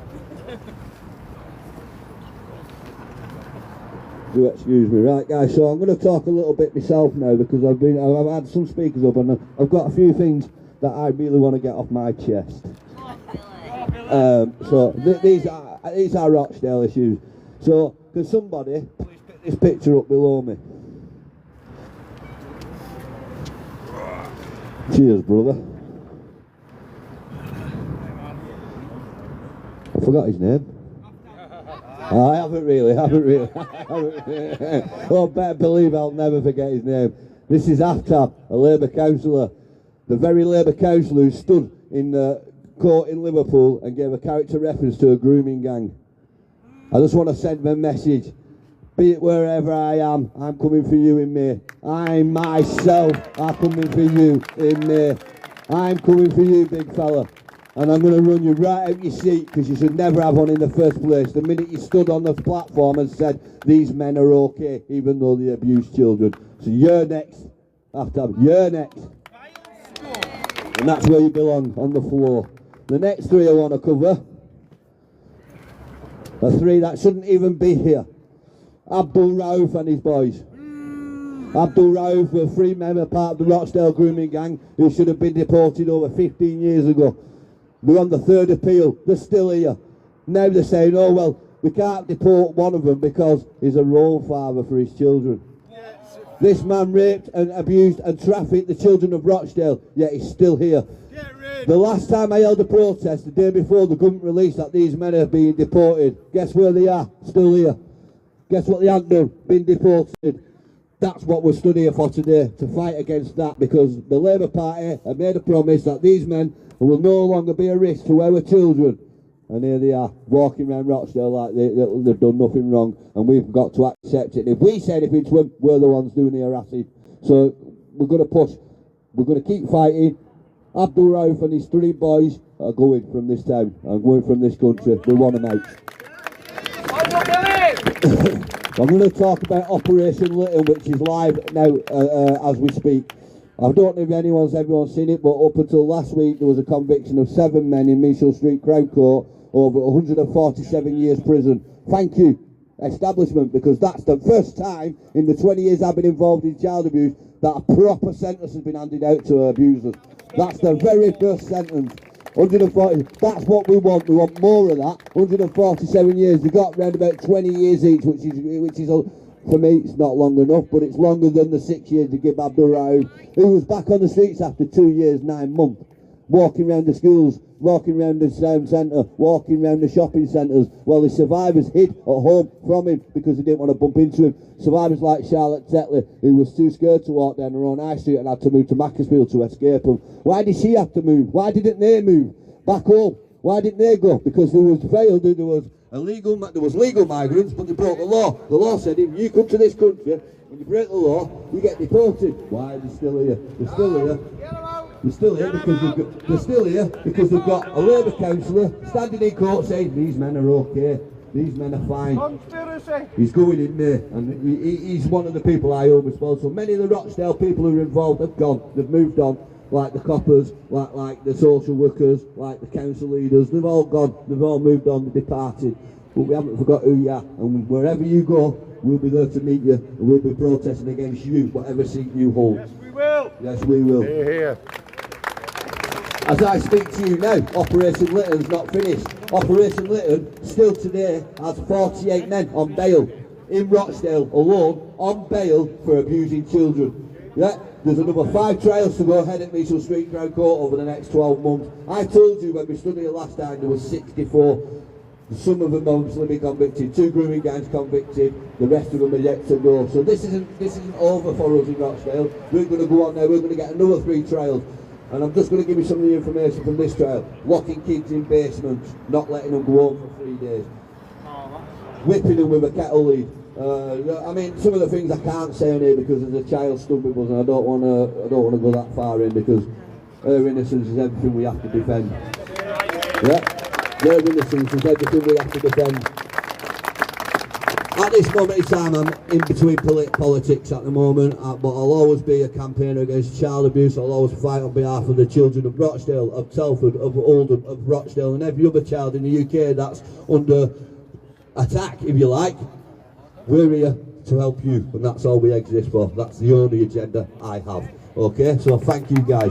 I'm going to move on now and open the mic a little bit to some speakers. Yeah, Dorothy, ladies and gentlemen. So Dorothy has been campaigning and fighting against the issues we have of safeguarding in under 5s in the schooling system. This lady has been forefront of that fight and been the most vocal in that fight, so please give her a warm welcome. Hello, Rochdale. Can you hear me? Yeah, I'm glad that there's at least one councillor in here that's turned up, because I've been banned from Oldham Council for disclosing safeguarding concerns that are still outstanding and have never been dealt with. Jim McMahon, it's covered up on his watch, and he's done it with Ofsted and with OMBC and with Red Robin Preschool. They've watched me be banned from Oldham Council and not be able to declare safeguarding concerns, and yet they can argue amongst themselves and not get banned. In fact, they get paid to have a row in Oldham Council's chambers. No, it's not funny. They don't do it. They shouldn't be doing it. They should be setting an example of being a corporate parent and a role model to our children. Instead, we've got men who just want to take the money, and women. Lisa Navesy, you told me you don't know how to safeguard children, but you've took the role of the Deputy Safeguarding Cabinet Leader, along with Shahid Mushtaq, who also cannot safeguard children. He even has to ask John Lawrence, what do I do? Well, if he can't do it and he's being paid to do it through our taxes, I think everybody needs to down tools. You know they're going to affect them if you stop that money. Stop paying your council tax. It's a start. Because that's all they're interested in, because they've been overpaying themselves, having a right good giggle about it, going on the jollies, whilst our under 5s are being ignored. They've been abused and they're still ignoring it to this day. Well, it's historic, it doesn't matter. That's what they say, it's historic, it's in the past. Well, when I brought wind the other day, that were in the past. Do you know what I mean? They think it's just a joke, and it wasn't meant to be a joke. It's not a joke.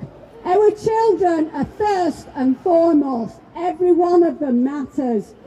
And I'm sick of telling people, especially women who have a go at me, who don't want me to safeguard their children because they're embarrassed that I've done it, because they've sat and watched it, because they've been on the committee, some of these people. Some of them are in council jobs and all sorts in Oldham. It happened in a church setting, and I'd hope that when it comes to this grooming gang things, they don't have a bishop or anybody from the church speaking out for the children, because they're part of and they're complicit in the cover-up. Ofsted have covered up, the church have covered up, my doctor, David Chowan, is still trying to get me out of that surgery, and they've tried to stop me getting dental treatment and all sorts. I won't go to my dentist again. I had an ordeal in my dentist, I can't go anywhere. I had trouble in the hospital because David Chowan and the dossier, they've told him all about me. I'm a whistleblower. I'm not ashamed of what I've done. I'd do it again, but they won't allow me to work. I've been denied my ESA for 7.5 years, and I went in the council offices yesterday in Spindles to get a form. He said, oh, you need to see the man at the CAB. And I told him I've not had my benefits for 7 years. He didn't even react. I mean, is anybody shocked? Yes, I'm shocked. I'm appalled. My children are keeping me. People are giving me food, handouts. The public, people I don't know. This is what happens, people, when the you try and Reverend do the Daniel right Burton thing. From Oldham Parish Church. God love her. And I Lots of think money he and does it everything. out of guilt. He brings me a food bank. No, it's okay. He brings me a food bank every week. Sometimes he misses, he says, we haven't got one this week. Well, that week I don't need to eat, do I? But I think he's doing it because he feels guilty, not because he's concerned about the children. Because you know what he said? It didn't happen in my church. But it happened in a church setting, all the abuse I witnessed, in Gravelhall Methodist Church. I can name half the people, the parents, they're on the committee, parents who work there. They've all libelled me in all sorts. Along with Jim McMahon, Andy Burnham stopped me getting legal aid. I qualified for legal aid and they won't give it me. Do you know why they won't give it me? Because it's covering up for Ofsted. They don't want to know Ofsted because they want you to keep sending your children to school and preschool. I wouldn't send my kid to a school again. Not ever. Mine are grown up, but I pray that my grandchildren, great-grandchildren, whatever, they don't go to a church or a school, because the church is the first and foremost. They groom the parents before they groom the children, because they want a place in that school. Oh, they've got to go to Crompton House, it's the best school. All they want is your money. You're groomed. You're groomed before your children are groomed. And if your children say out, well, they used to get a clip round the ear when I was a kid, if you said out about them, but they're always telling the truth. The children always tell the truth. It's very rare you'd get a lie from a child if they come home and told you. And they never used to believe children, but I would believe a child over any adult. Especially if they're in a situation where they're saying, can you keep it quiet, don't tell anybody. Because that's the one thing you don't say to any child, no matter how young it is, even if they're an under 5. You don't tell them, it's a secret.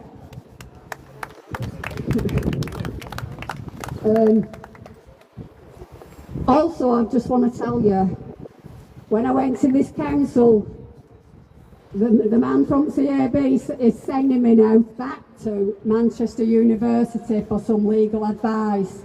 So I'll keep you posted if I can get that human rights lawyer, because I've been denied the security of an income for over 7.5 years.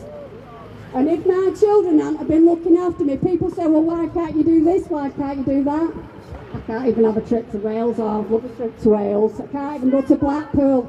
I can't even get a bus pass, and I'm in the middle. On the 6th of November, I'm going for another interview with a private doctor to try and get some help to get me money. So, just let me quickly jump in on you, my lovely. This is the price to pay for whistleblowers, so you understand why there's no one doing it. This is the price you have to pay. Yeah. You know, she's struggling to live thanks to blowing the whistle against the abuse of children. That should never happen in a world that we live in, ladies and gentlemen. It should never happen. So again, Dorothy. Yeah, I hope you don't mind me telling. That is one of the reasons, because of the effects it had, but don't let it silence you. Do not be silenced by anybody. Thank you, Rochdale, and thank you for everybody who's shown up and turned out for the children. Yeah, go on. Good girl. Thank you, Billy. Well done. God love you. You've always got a platform here with me, mate. Don't you worry about that. If I speak in your next, yeah? Guys, there you go. A whistleblower has had to live under the breadline for the simple reason is she tried to protect children under the age of 5. If that doesn't get you angry, I don't know what will. So my next speaker is a lovely lady from Wales. Hey! Who's come all the way from Wales to speak to you guys today, so let's make her feel warm and let's make her feel Dorothy Lord, ladies and gentlemen. Go on, Dorothy.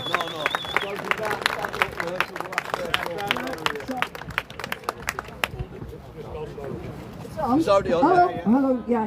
Hi, Rochdale. Lovely to be back here again. I wish it was the sun was shining, but at least it's not. At least it's not raining. What have we achieved since I last spoke here? I have spoken in Ribchester, Lancashire, Newtown, Powys, and Haywood. Rochdale has featured in all my speeches. I have used Rochdale as a prime example of the grooming gangs. Last time I spoke here, I mentioned Child Protection Wales and how schools were including sex education lessons for children as young as 3 with no parental opt-out. Some of the teaching aids are pretty graphic, and I will give out some leaflets after the speech. So I ask you this question: are schools grooming your children? The powers that be argues that if a child smiles while being groomed, then they are complicit in the act and it's okay. We all have a common enemy, an enemy of pure evil, and we've seen it here. Evil on a scale never witnessed before. It has infected our schools, our universities, our churches, libraries, political representatives, judiciary, media, banking, government, royalty, and even our young children. Education wasn't for the masses, it was to control them. They have control of the system, and only the compliant will succeed, as Dorothy has illustrated with the school in Oldham where she taught. You have to be compliant, and if you step out of line, you are ostracized. It is the children they're after. The grooming gangs have established this fact, but now they have moved on. They have found that selling sex is far more lucrative than selling drugs. You can only sell drugs once, but you can sell sex, as has been already illustrated over and over again. Today, I refer you to Kimberly Isherwood from Public Child Protection Wales. And we have a young person here, Jason, who goes round the whole of the UK, Scotland, Wales, England, supporting Public Child Protection Wales. And what Kimberly has done, she works tirelessly. She has produced templates for people to take into schools to make sure that they can get their children excused from these sex education lessons, because, as I've already stated, some of the leaflets that they use in these lessons are graphic, and they're being taught to 9-year-olds. We are the only We are the children's only line of defence. Our children deserve a childhood. If our children are not protected, what is their world going to be like in the future? A life of grooming and trafficking. What is a world without innocence? Our children are their currency. Time to get active and say no, people, as have been said before. Stand up to them. Your children and your grandchildren are being groomed. Go to Kimberley Isherwood. See Child Protection Wales. You will get the templates from there to support you when you go into the schools to speak to the teachers. I want to inform you that Muslim girls will not be allowed in the sex education lessons. The Muslims already have Sharia law courts. They already have their own halal meals in the school. And if you go down Cardiff, there is. Excuse me.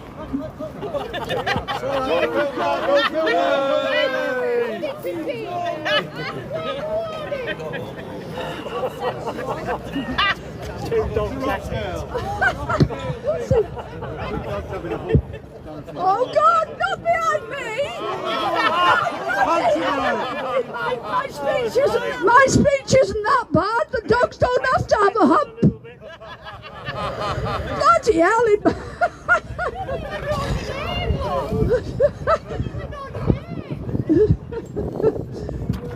Oh God. So, anyway, have they gone now? Are you listening, children? Are you listening? Right. So, anyway, done. So in Cardiff now, the meal you've got a halal meal. Sorry. A halal meal. But the other thing is, it's not just the halal meal. All the meat that goes into all the rest of the meals is also halal. So the Muslims can choose to have halal, but if you don't want halal, then that's tough. Or go vegan, whatever you want, yeah. But I don't know whether you'll get that. I don't know. So let me just go on now. In 2001 census, the number of Muslims was 1.6 million. In 2011, it was 2.8 million. In 2021, it was 4.8 million. You may think that is not a large number. Well, let me tell you this. With the numbers of illegals travelling every day and landing in your country, plus the Muslim men have 4 wives, and that's, even though it's not legal in this country, that is what they do. So how long is it going to be before you are out bred? So just as I dropped the info about the sex ed in school last time I was here, I want to drop another spanner in the works. The white Christian population and other ethnics are fleeing the cities like Birmingham, Blackburn and Birmingham. They have been taken over. So I had a house in South Africa, so I'm going to give you a history lesson. Look at Zimbabwe. Zimbabwe was a beautiful country, but then it was taken over by the blacks. So blacks took over and killed the whites that remained. In South Africa now, and we've had a house in South Africa. We've lived there. We've seen the deterioration, and since Mandela, and we've had the repatriation without compensation, and the blacks are given the land to work. But what happens? The blacks are still killing the white farmers. And my concern is, and I know we all want to do this peacefully, and we know we all want to do this by voting, but the white man is going to have to take a stand. Not just the white man, the ethnic groups. The ethnic groups are going to have to take a stand. Yeah. Right, so because there's other people coming on after me, so I'll have to shut up there, and I'll come back next time and give you another chapter. Yeah, I agree, Suzanne. There may be a little confusion. Thank you, Lord, ladies and gentlemen. God bless you, Dorothy. So I'm back again. The numbers are dwindling, so I'll keep it quick. One of the other fights I've been having for many years is the fight on No View School, a fight against the abuse of young boys in a school set up by an MP of Rochdale known as Cyril Smith. Cyril was a prolific child abuser, and he was given power by the state to continue even after they knew what this man was. They fed him more children for the next 20 years of his career here in Rochdale. I work with these guys. There's not many left from No View School. Many of them took their own life. Many of them died over drug addiction. Many of them just left. There's not many lads left in Rochdale, but the ones who are, I stand with. I'm going to bring somebody to the mic now who was actually in the area, in the field, and one of the establishment. I mean, I'll be the first to tell you, we've clashed on this issue before, but you know what? He's turned up here today, and he's willing to discuss it with you, so let's give him a warm welcome. Colin Lambert. Come on, Colin. Let's get a few things right clear. Cyril Smith was first investigated when he was the Labour Mayor of Rochdale. He became a Lib Dem candidate and stuck for Parliament because Labour wouldn't select him, and they covered up the abuse. Also on that same council at the time was a Reverend Paul Flowers, who was caught in the Smith Street toilets. That was also covered up. I'm proud of the fact that in 2010, I became, before everybody says we're all right-wing loonies and everything here, in 2010 I became the Labour leader of this town. Under my 4 years, the first cases of the CSE taxi drivers grooming were prosecuted.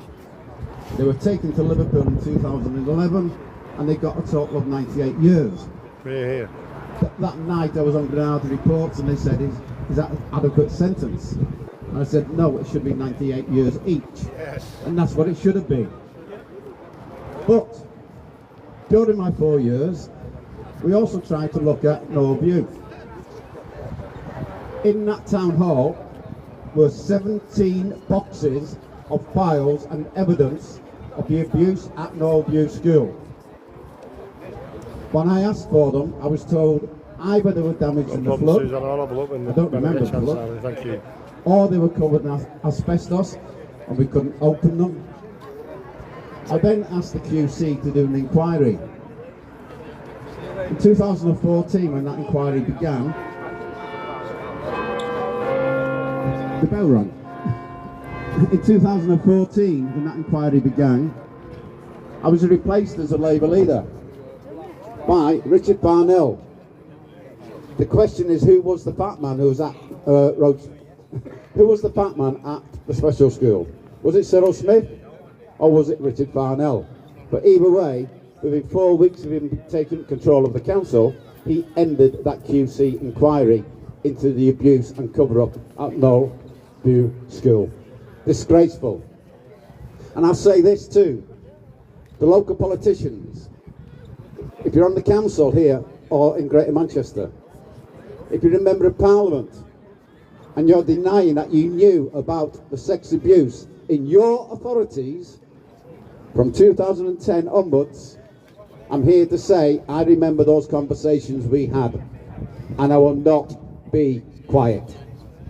We will, I'm meeting with Raj later, and he's mentioned a few names. People I know. People who worked alongside me in Greater Manchester. The one thing when Billy and myself got together is we said we'll make a few backsides twitch. Well, I tell you, Billy, we're going to make a few twitch now, aren't we? Oh, yes. Because names... Billy just said they'll be twitching just because they've seen me on his microphone. When we disclose everything that we know together, they won't just twitch. When members of Parliament or members of council speak, they should sit on their backsides instead of speaking through their backsides, which is what a lot of them do. I'm going to be very brief. Everyone who has tried to expose something has paid a price. I would never do anything different. I followed through when the inquiries were coming forward with anyone, including taking people to see the other MP who's dead now, Tony Lloyd, when he was police commissioner.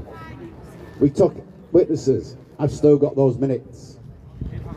Any evidence I have will now be produced in public at the set time with Billy and others. Thank you. Ladies and gentlemen, now I'm looking for my little friend, the Alderman, a man who's stood on his own at times outside churches and Catholic churches around Greater Manchester. He stood there fighting against abuse, fighting because, here he is, I thought he got off of me there. I'm behind you. So yeah, this guy has stood, and many times he's done it, he's stood on his own against the Catholic Church, against the CFV, who are prolific child abusers. Let's have it right. Whatever religion you are, whatever creed you are, these people absolutely stood by while children were being abused by the people we went to, they'd abuse you in the night and then feed you your Holy Communion in the morning. That's the type of people these was, one of the worst abuse gangs in the country. So we've got to highlight them. And in one moment, Mr. Brown will be speaking on that. But before I do, he has to leave now. But you see the guy in the grey jumper with all the muscles? This is Farouk Ahmed. For the last 20 years, no councillor has ever backed me in Rochdale. This man went against everybody. He was a Labour councillor at the time, he lost his seat and he's stood with me ever since. So we've got to pay respect to people like that, because he was one that said, no, not acceptable. I'm not going to stand by while children are being abused, I'm going to make a stand. It cost him his seat, he's got his seat back now under another party, and he's still one of the best councillors in the town, and he's still standing supporting me. So he gets all the respect from me, and I believe he deserved it from you guys as well. Thank you, Farouk. Along with Minam as well. Minam's fresh. Minam's only a kid himself, but since he's been elected, he's stood with me on this issue since day one. So again, Minam, thank you, brother. That's what we need more of, guys. More people coming to stand with us. Whatever community you're from, we're not going to fix this. One community's not going to fix this. This has to be fixed by all the communities, because it's happening in all communities, in the church, in the council estates, in the community, which will be the first to tell you. It's happening everywhere. It's happening in schools. It's happening in. I'm from a children's home, and it happened to me in a children's home. So I can tell you, your kids in Kerr are probably the kids more worse off and more at risk than this as well. So guys, I've got Mr. Peter Brown to speak to about churches. Mr. Brown's again, he stood here on his own at times. On his own, stood there trying to make a fight back. We should support this man more. I'm guilty of it myself. I should stand with you more, Peter. I do apologise for that. Mr. Peter Brown, ladies and gentlemen. And he's got the best accent from Oldham ever. No, good on you, David. Thanks very much, but I'll just say this before we start.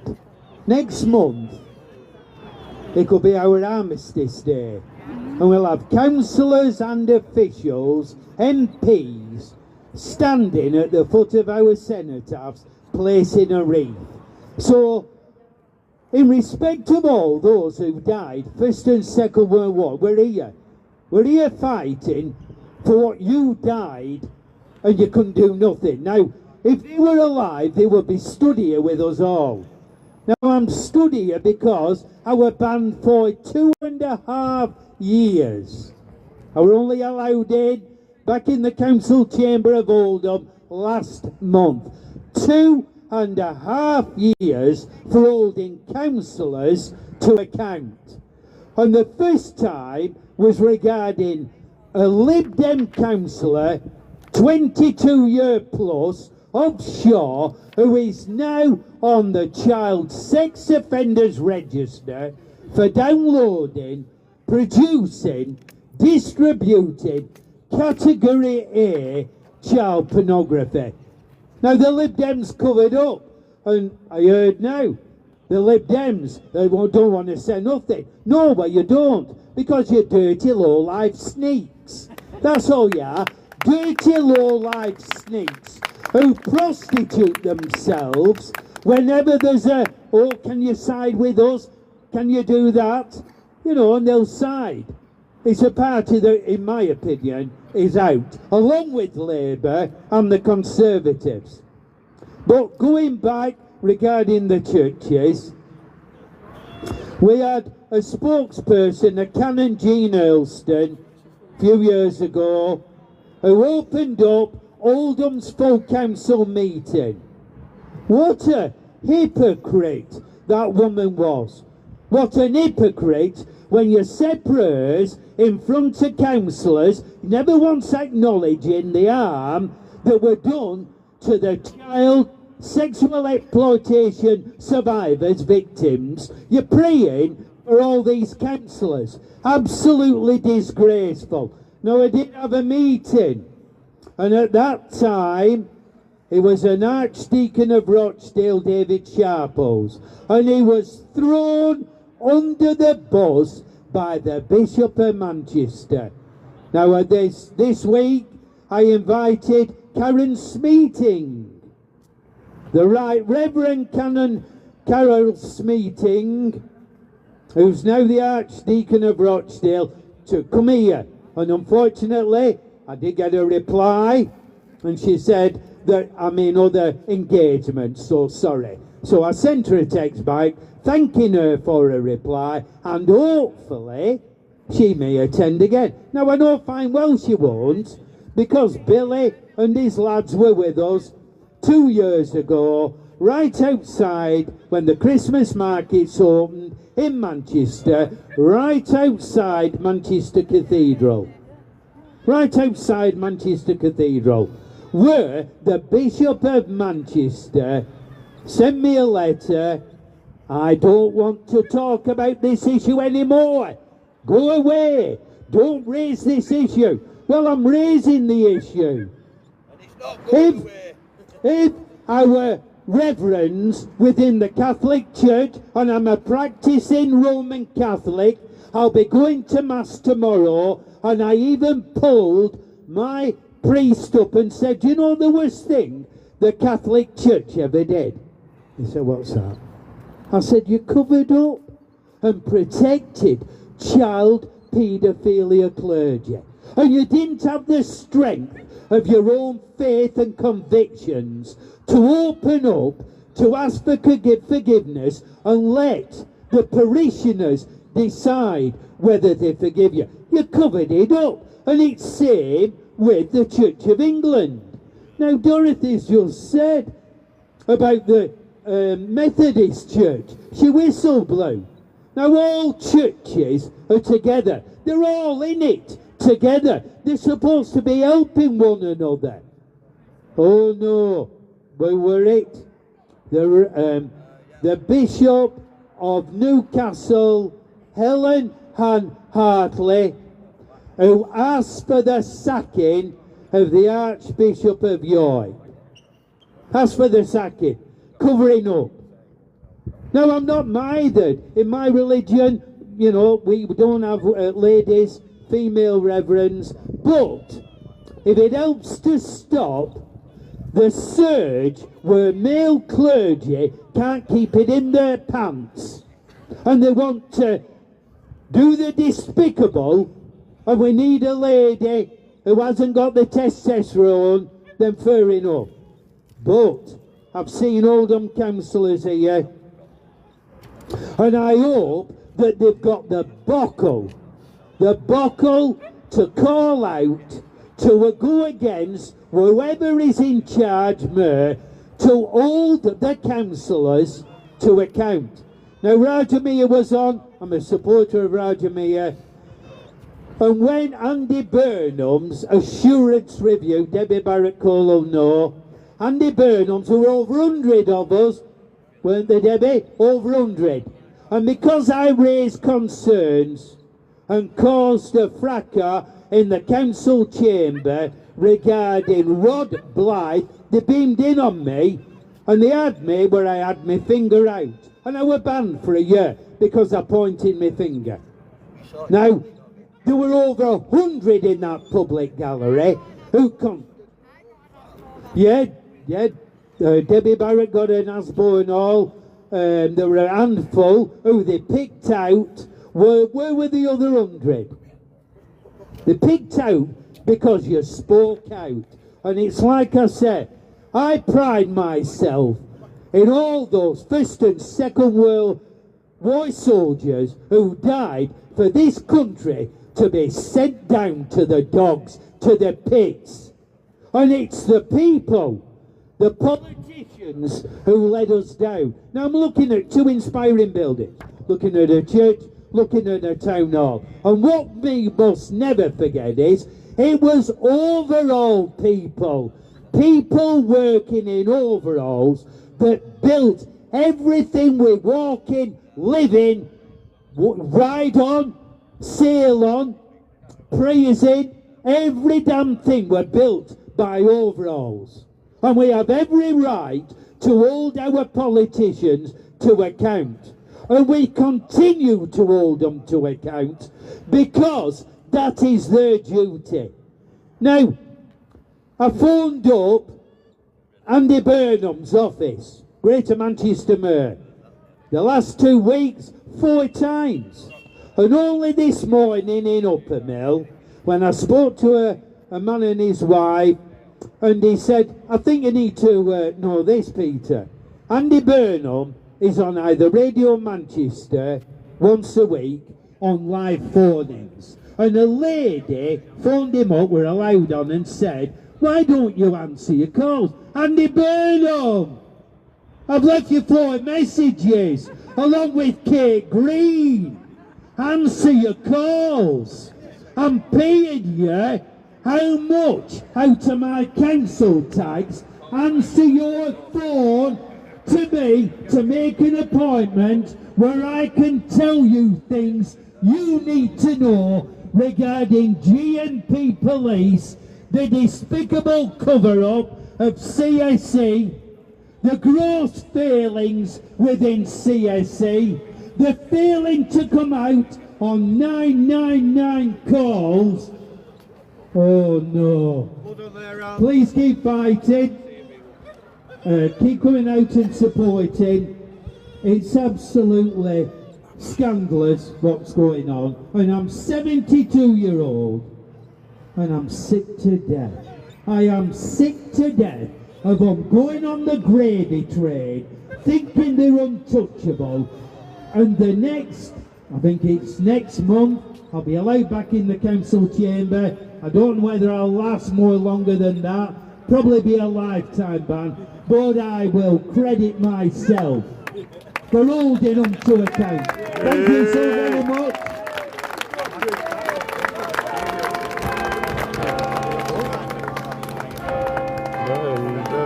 He's one of my heroes, that guy. He's epically brilliant. One more time for Mr. Peter Brown, ladies and gentlemen. Peter Brown, guys, Peter Brown. Right, guys, and I guess that is at the end. Thank you very much for coming. We will be going again. We're going to continue to go, and the content's going to get a little bit more harsher, and we're going to start naming these people, because we've had enough. We're going to name these people, whatever the consequence. I'm going to start doorstepping these people on camera with a mic. It's all coming. We've been relentless so far, but they've not seen nothing yet. Thank you, everybody. Thank you very much. Hey, thank you, Billy. Yeah, that's it, God bless guys. you, Dorothy. Oh, my love, thank you. Yeah, guys, when we've got the next event, feel free. If you bring a friend, if everyone brings a friend, these numbers double. Yeah, if everyone here brings one friend with them next time, these numbers double. Let's see some of the people who've been watching today. Come and visit us and join us next time. Some of the viewers should come and join us next time. Get your ass down here. Stop being soulful warriors. Enough is enough. Come on, come and join us next time. We are the justice, and we are the last line of defence for our children. Again, thank you. Thank you, Billy. God bless you. Well done, my mate. Have a safe journey home, everybody. Thank you for coming. And also, I'm sorry, thank you to Billy for always inviting me. And without the work of Billy and others, it wouldn't get out there, we know that. Thank you for all attending, and thanks again to Billy. God bless you.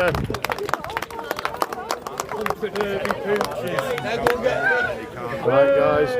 On that note, I'm going to thank you all for watching. Thank everybody for their patience. I know it's a bit of a long one today. I'll try and cut a video together showing everyone what actually happened, but no, thank you all so much. I just want to remind everyone that we can make a difference if we all stand together. It's all right us few people being here, but like Billy just said, if we all bring a friend next time, then the numbers are doubled, and if everyone brings a friend after that, the numbers are quadrupled, aren't they? Let's get more people here, let's get more people standing up, actually making a difference and standing here and shouting, because together we are strong. As individuals, we can't really do anything. Let's make a difference. God love you all. God bless you all for watching. Like and subscribe to the channel if you haven't. And thank you all so much. Have a blessed day.